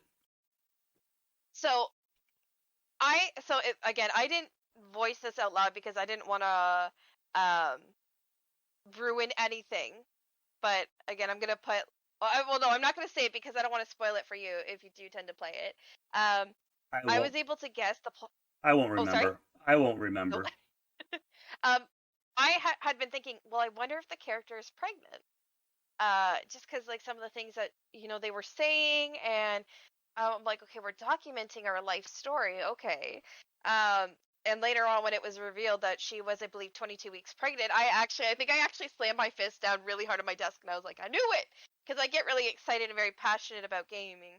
Especially that game was amazing, and it to me, there is one scene in it. I actually, after this scene was done, I couldn't talk because Robert's made us. Yeah, we know.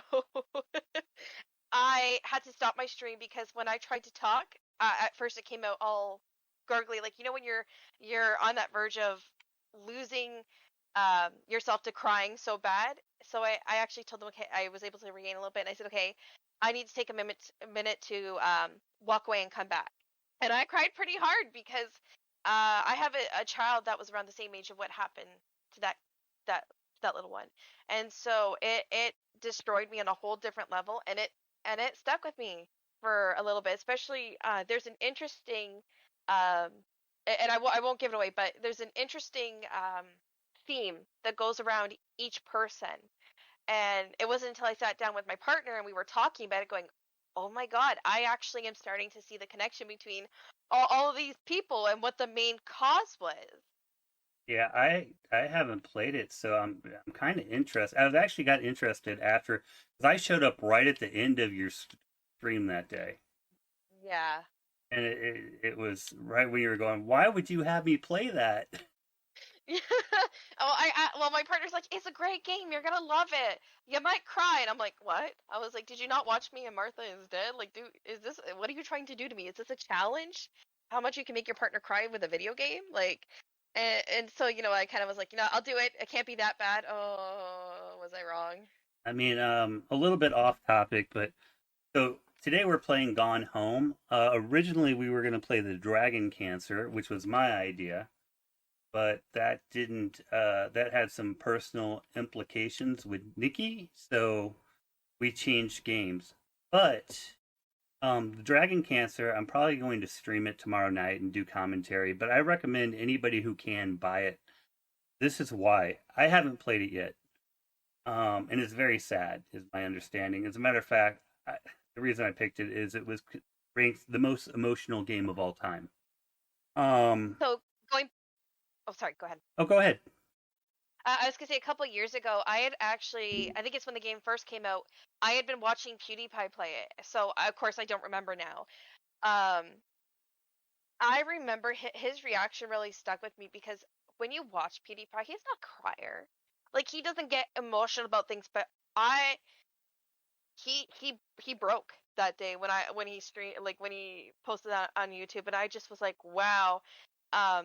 And actually, too, we were talking about the personal side of it. I actually have talked about it on stream because it is something, specifically what had happened to my son is something where I continuously tell parents to advocate for your child because, and not that I'm going to say dissing anyone who works in the medical field or anything, nothing like that at all. I just feel that the at that point that my son had been continuously brushed off to the point that when I got to by the time my son had gotten to the hospital, I was told that it could have been hours and he would have died. We found out my son had gone septic with pneumonia, and I had taken him into emergency twice. I had taken him to our family doctor 3 times. So it wasn't until finally my son was hardly breathing, gray, and it was like, yep, it was enough. And so with the scenes from that Dragon, that Dragon Cancer, the scene that it starts out with just kind of hit back to what having to deal with my son and the like, especially I wasn't able to hold him for such a long time. Okay, I can So understand like, that. yeah, that's why for me it was like, okay, like trying to not get upset or overworked about it, because I'm like, my partner's like, are you okay? I'm like, yeah, I'm fine. But I just knew like it was a game that if I can't get through like a small portion of the game, there's no way I'm gonna get through it at all. And one thing I will say, and I'm not the medical community as a whole, I have no problem with. There are some Oh, absolutely. great doctors out there. I would know. I have 17 of them.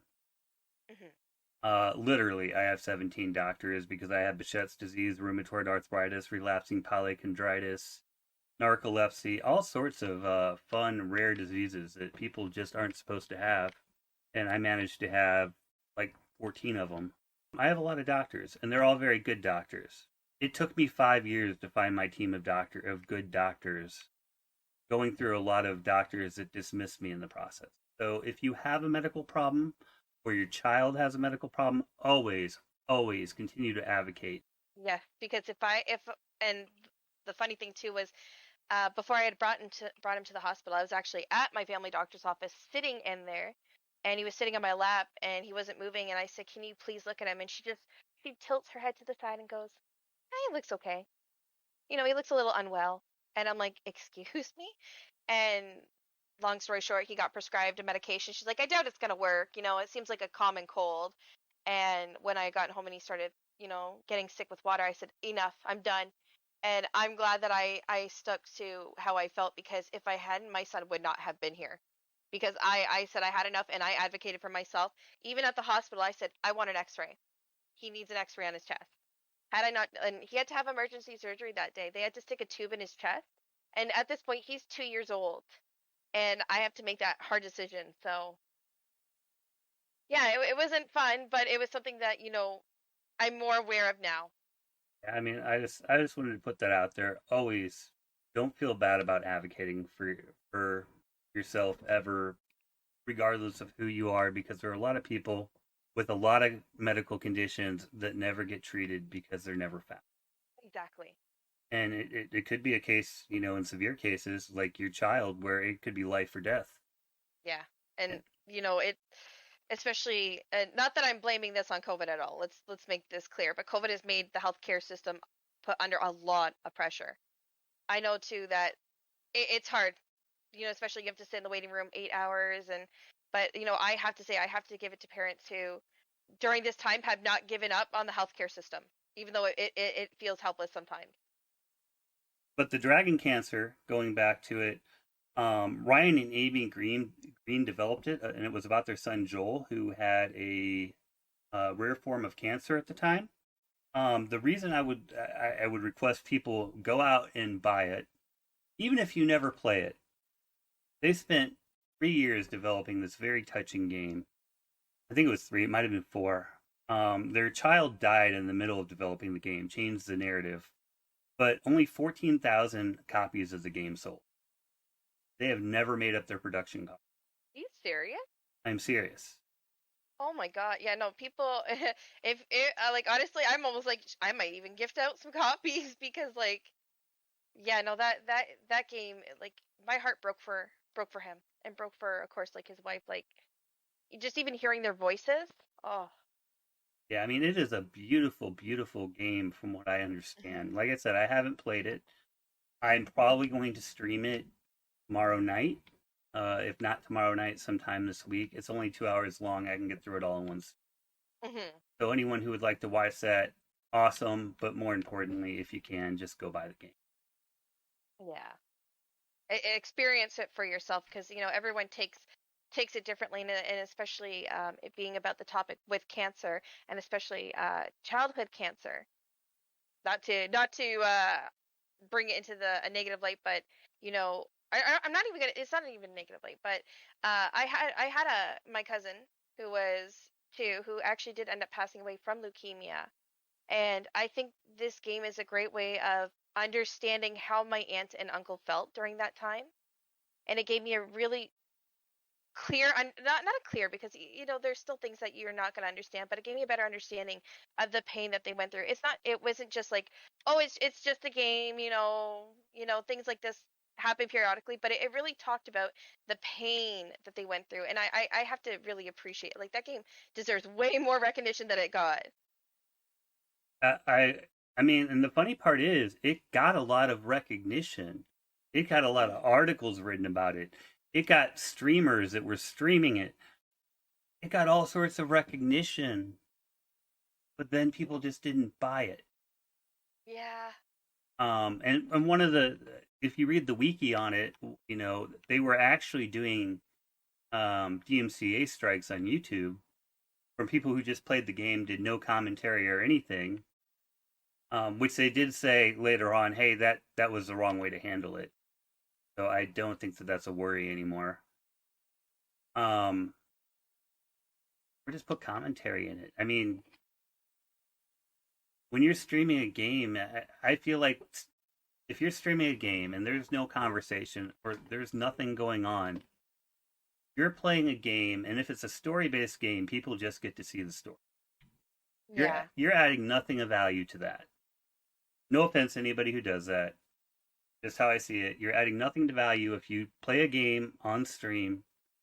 There's no talk. There's no commentary. I mean, the goal as a creator, and even streamers are creators. I mean, different, but the same as people who create YouTube videos, people who do podcasts, people who do blogs. They're all content creators. If all you're doing is putting somebody else's content and you're claiming to be a content creator, you're not creating content.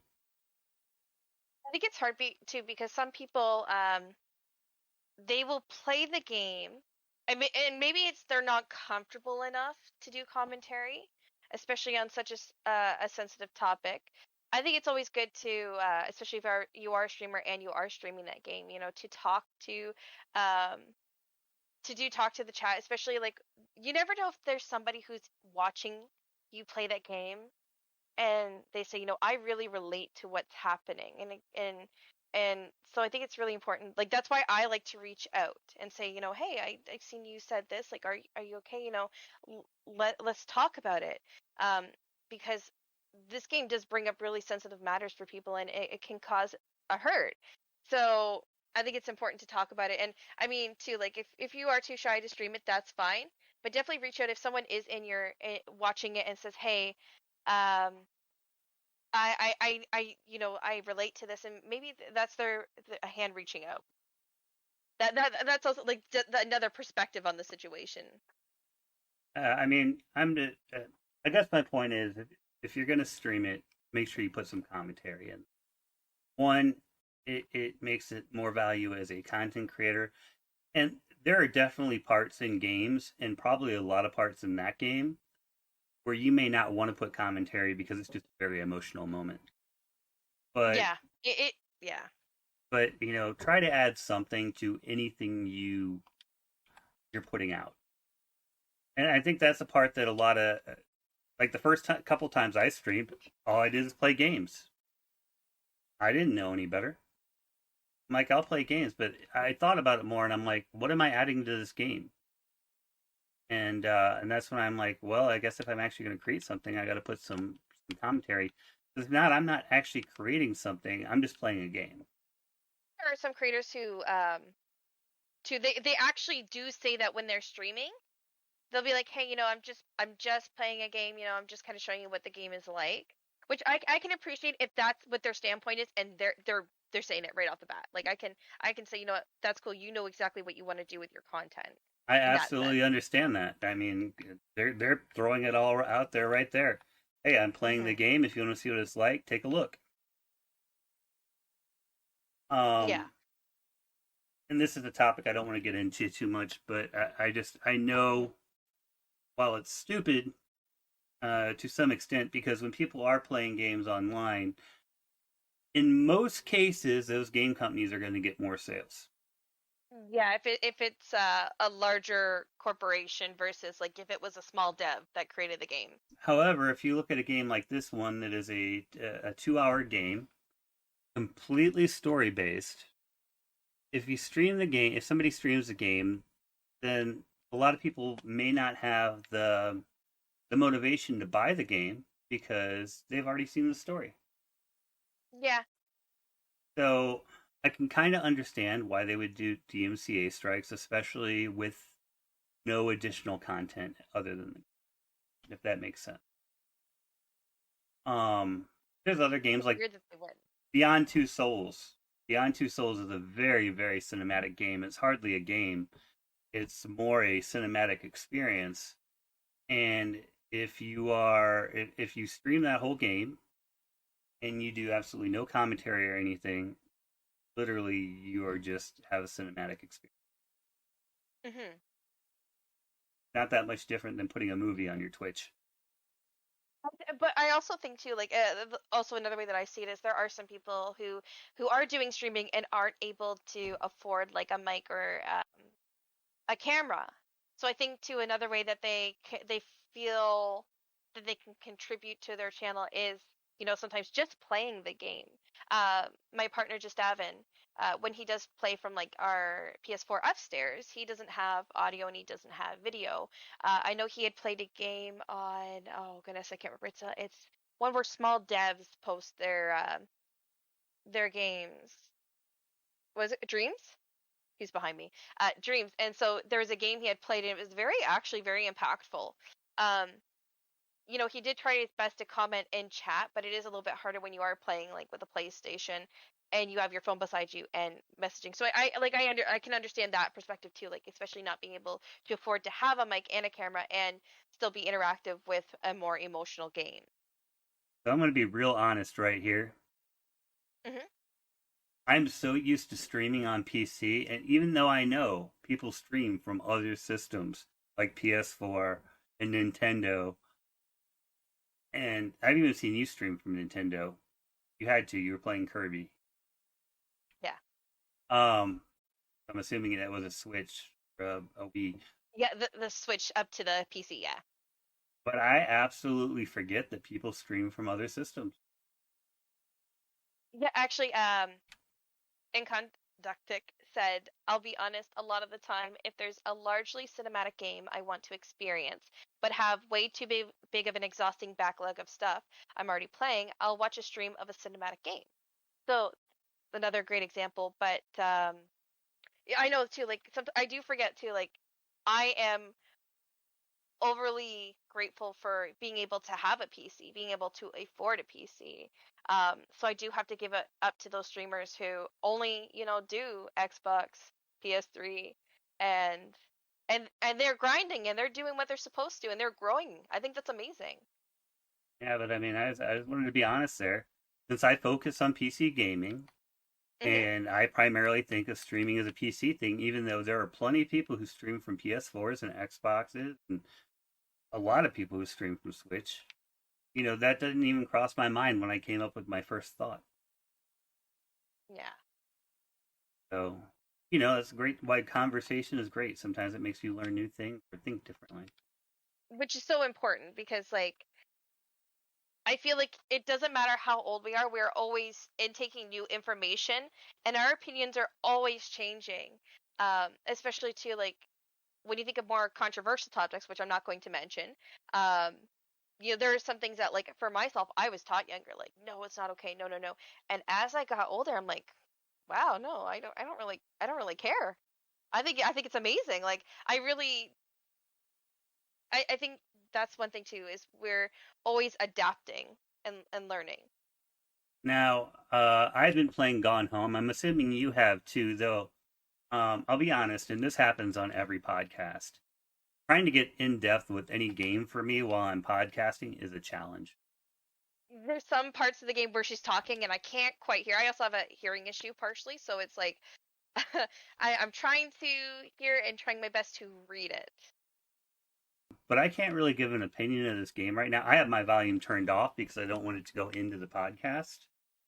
And yeah, I actually might lower mine a bit.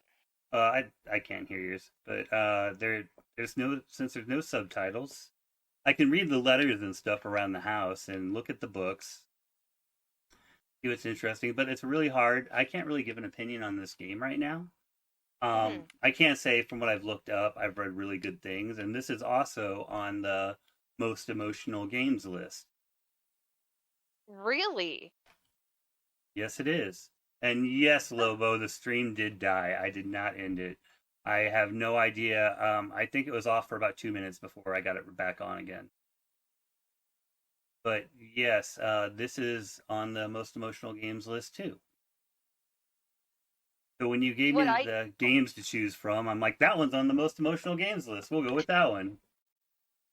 I think too, like I'm even gonna go back and play this myself to experience it, because right now this is a great way like that I can kind of get accustomed to the game, the controls and things like that. But for me, I will always go back and replay a game because I'm sure there's something I missed. Even like a game that is non-emotional, but it's fun to play as Kirby, like we were just talking about. There are things that I miss, and I like going back at it and getting those achievements and seeing, oh, what side story did I miss? Like Martha is dead. There was a whole section I missed, and I'm like, no, I'm gonna go back and play it myself. After all the reading I have done in the last 2 days about Martha is Dead, I am probably going to go back and play it.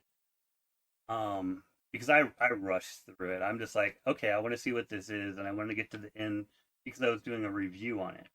Yeah. And I actually wonder, some of the people who wrote reviews on the game, it's a pretty common practice. A lot of times when you write a review, you only have a certain amount of time to play the game. So there's a good chance, even though Martha is Dead is only 8 hours, at least 3/4 of the people who wrote reviews never finished the game. It's funny you say that. That's something that I was thinking about when I was reading the reviews. I feel overall, like it said it had a 95% score. It didn't say whether it was good or bad. I made the assumption it was good. But I feel like, there probably were scenes where they're like, nope, I'm done. I have to walk away. And that's fine because they know their limit in a game, and I can appreciate that. Now, see, it's hard because it's like when you get a review from somebody who hasn't quite played the game start to finish, I think what's important to say in your review is, I did not finish the game. At one point in the game, I did not feel comfortable enough to continue. So my review is based on what I've played so far. I think it's important to put that in your review. Most of games that you see reviewed, probably 75% of the reviews you read, they did not finish the game. And it's all a matter of time. Their job is reviewing games, and they have to review a multitude of games. So they can't play one game, especially if it's like a 30 or 40 hour game. Yeah. They're probably going to play 4 or 5 hours, and they're going to review it. So most game reviews, or probably about 75%, don't go from start to finish. Which I find that very surprising, because for me, I would want to, again, this is coming from me, I would want to play the game, and I feel like I can't give a proper review. Like, I'm gonna say this, I'm gonna out myself in this opinion, but Kingdom Hearts is my all-time favorite game. Have I beaten the game start to finish? No. So I feel like I can't be like, yes, this is the best game of all time. It's my favorite game, but because I haven't beaten Ariel's Grotto, I can't be like, yeah, I love every aspect of this game because I haven't played it yet. I'm actually friends with a couple reviewers on Twitter, and they actually did a survey of reviewers on Elden Ring to see how many people finished it before they reviewed it. It was like 5%. Granted, Elden Ring is a long game.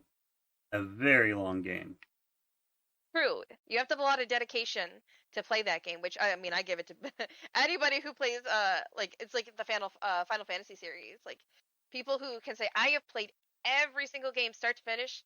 Yeah, no, you guys are my heroes, because I can't. I am trying, but oh man.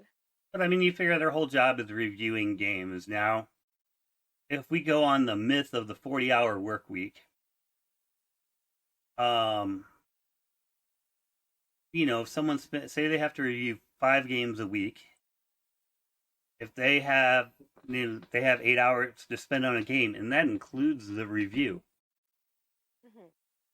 So I understand why a lot of reviewers don't finish a lot of games. At least not before the review is done. I've seen reviewers also go back and re-review a game after they're done playing it. Mm-hmm. But I think it's...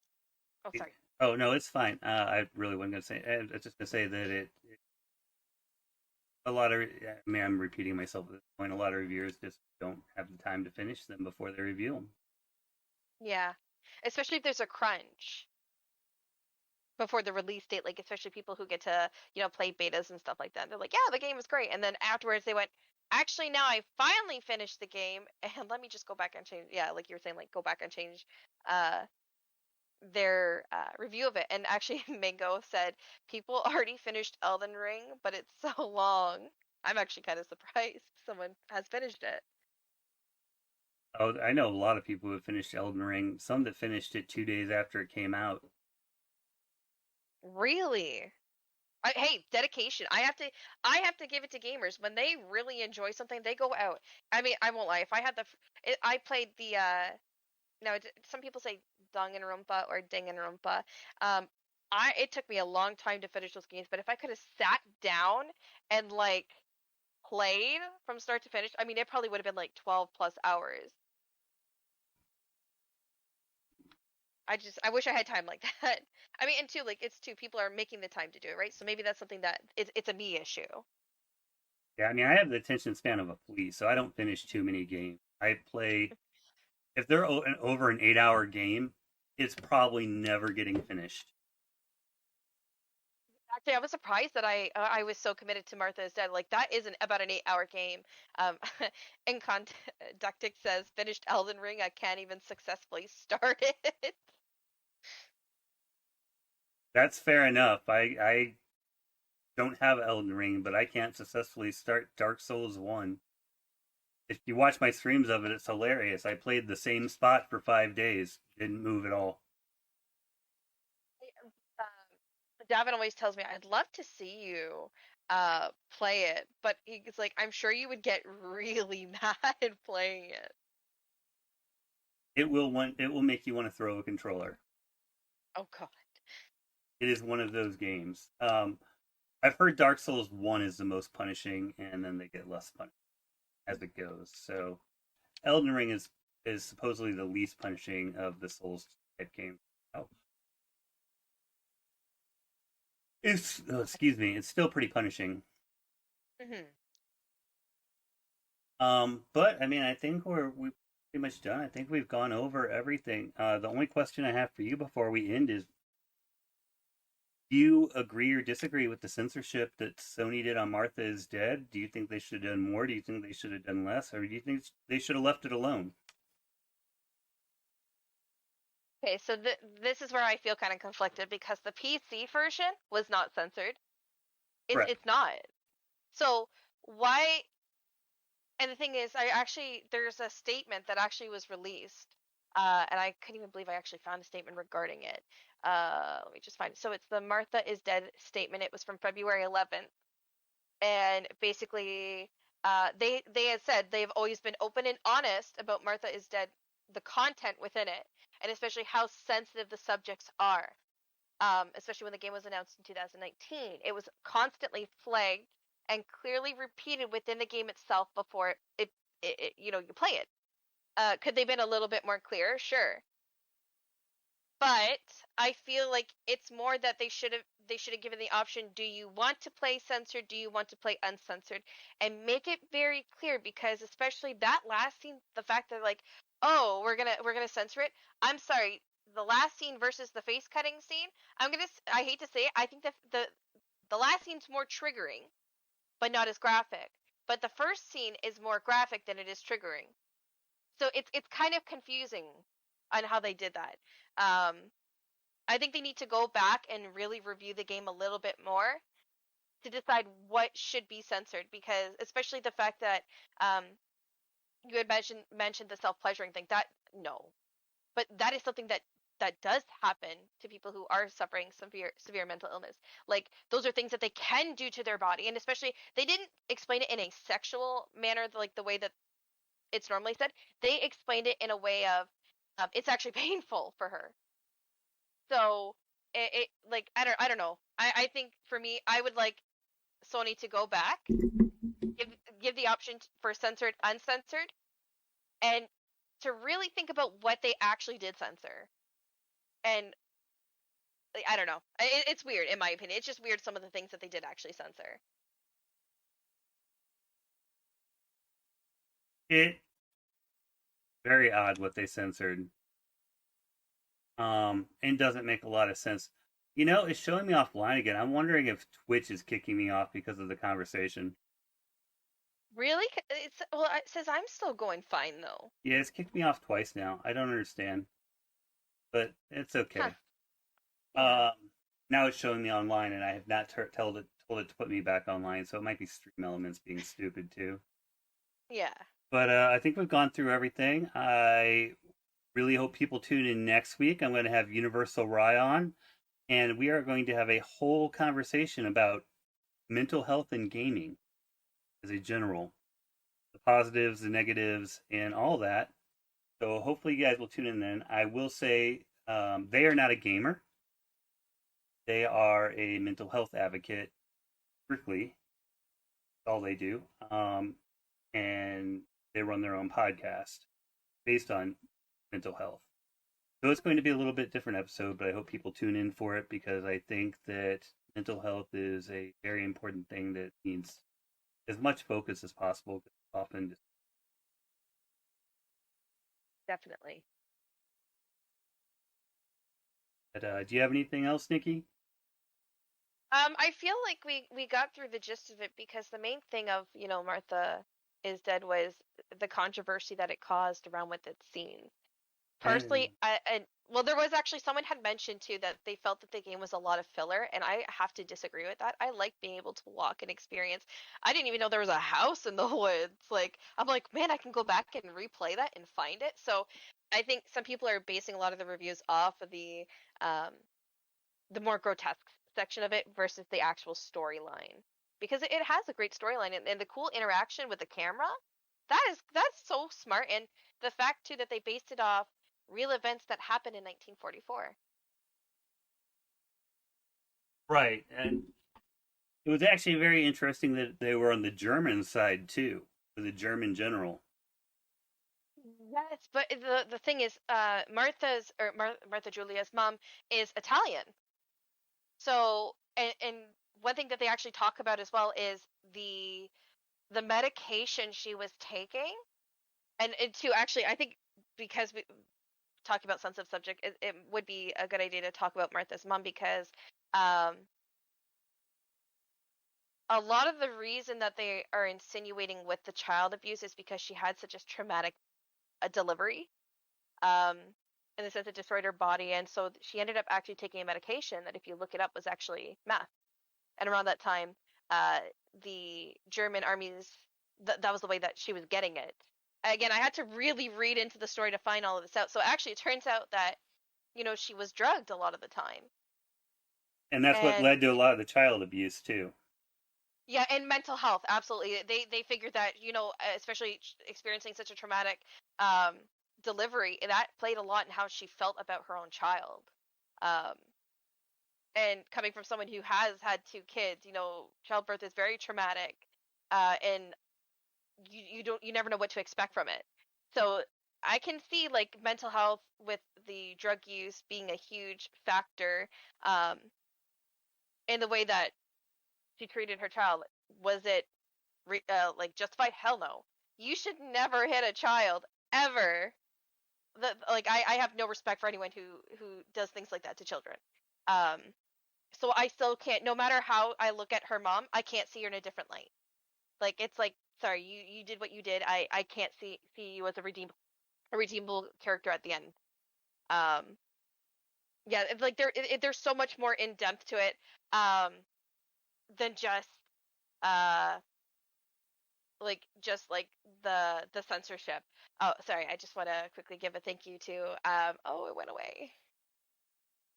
My little alert went off. I just want to make sure I give proper acknowledgement because that's what I do. All right, my brain is. I'm a little slow right now.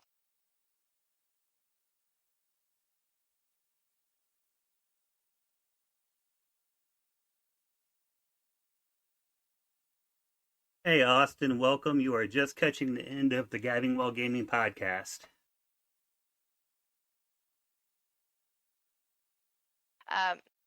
but quickly jumping back to Martha said, I honestly I could probably talk about that game all day, because the different levels of what we see through, especially the puppet show.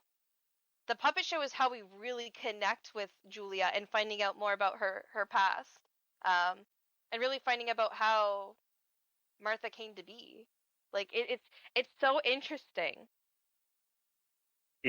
I think it says a lot, and I actually like the fact that they relive the most traumatic moments through the puppet show, as opposed to putting those out realistically in the game, because that would have been much more triggering.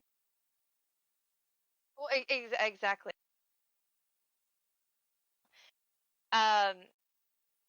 Because actually, when I was playing last night, so I was doing the puppet show, and it comes out, and spoiler alert, we're holding Mom's head, and I actually jumped back and I went, oh my god, like I forgot about it, even though I had played the game not too long ago, but it was like that shock factor, and I think partially to what that game is about is a little bit shock factor, talking about mental health, and then we also have there's so many different topics talked about, drug abuse, and honestly, I could go on and on about it, but I can appreciate that some of the scenes that were more graphic, that they did more of a puppet style, so it wasn't as horrific, especially as we're dismembering Mom, we're actually just pulling the parts of the doll. So Yeah. it's like, okay, it's not too bad. If they would have put those scenes in there, and not had them as puppet shows, I would say then the game was definitely unnecessarily violent. I think they did a good job at balancing that. A lot of people will disagree with me on this, because the two scenes that are incredibly graphic, but yeah, they could have made it so much more graphic. That was really what they were trying to do. Yeah, I won't lie. I was very uncomfortable with having to, cut open, her womb and have to take the baby out. That was really uncomfortable. And, especially if I, and like I play horror games because it's what I love. It's everything that I'm involved in, even outside of streaming. And I didn't feel comfortable showing my viewers that, especially like if I had known ahead of time, I would have been like, hey, this is what's going to happen. I'm going to tell you in detail first. You can stay and watch, or you can step back and then come back, because we don't need to trigger people unnecessarily that way. A funny note, Lobo, or Excelsior X, is actually watching your stream too. I appreciate it. So he's over there with you at the same time he's over here with me. Oh, amazing. That's wonderful. Thank you. He's a good guy. He does a lot to help me out. I really appreciate him. Yeah. But I think it's time to go ahead and cut this one. So everybody have a great day. Nikki, are you streaming tonight? I would like to. That's my goal. Well, if Nikki's streaming tonight, it'll be sometime around 9 p.m. I think that's when you normally start. 9 p.m. Eastern, yeah. Yeah, 9 p.m. Eastern. I am not streaming tonight, but I will be on tomorrow. 1, doing another episode of Gabbing with Gaming while we recreate episode 2. And 2, streaming again that night, game to be determined, but I am looking right now at doing the Dragon Cancer. So, everybody have a good day, and we're signing off.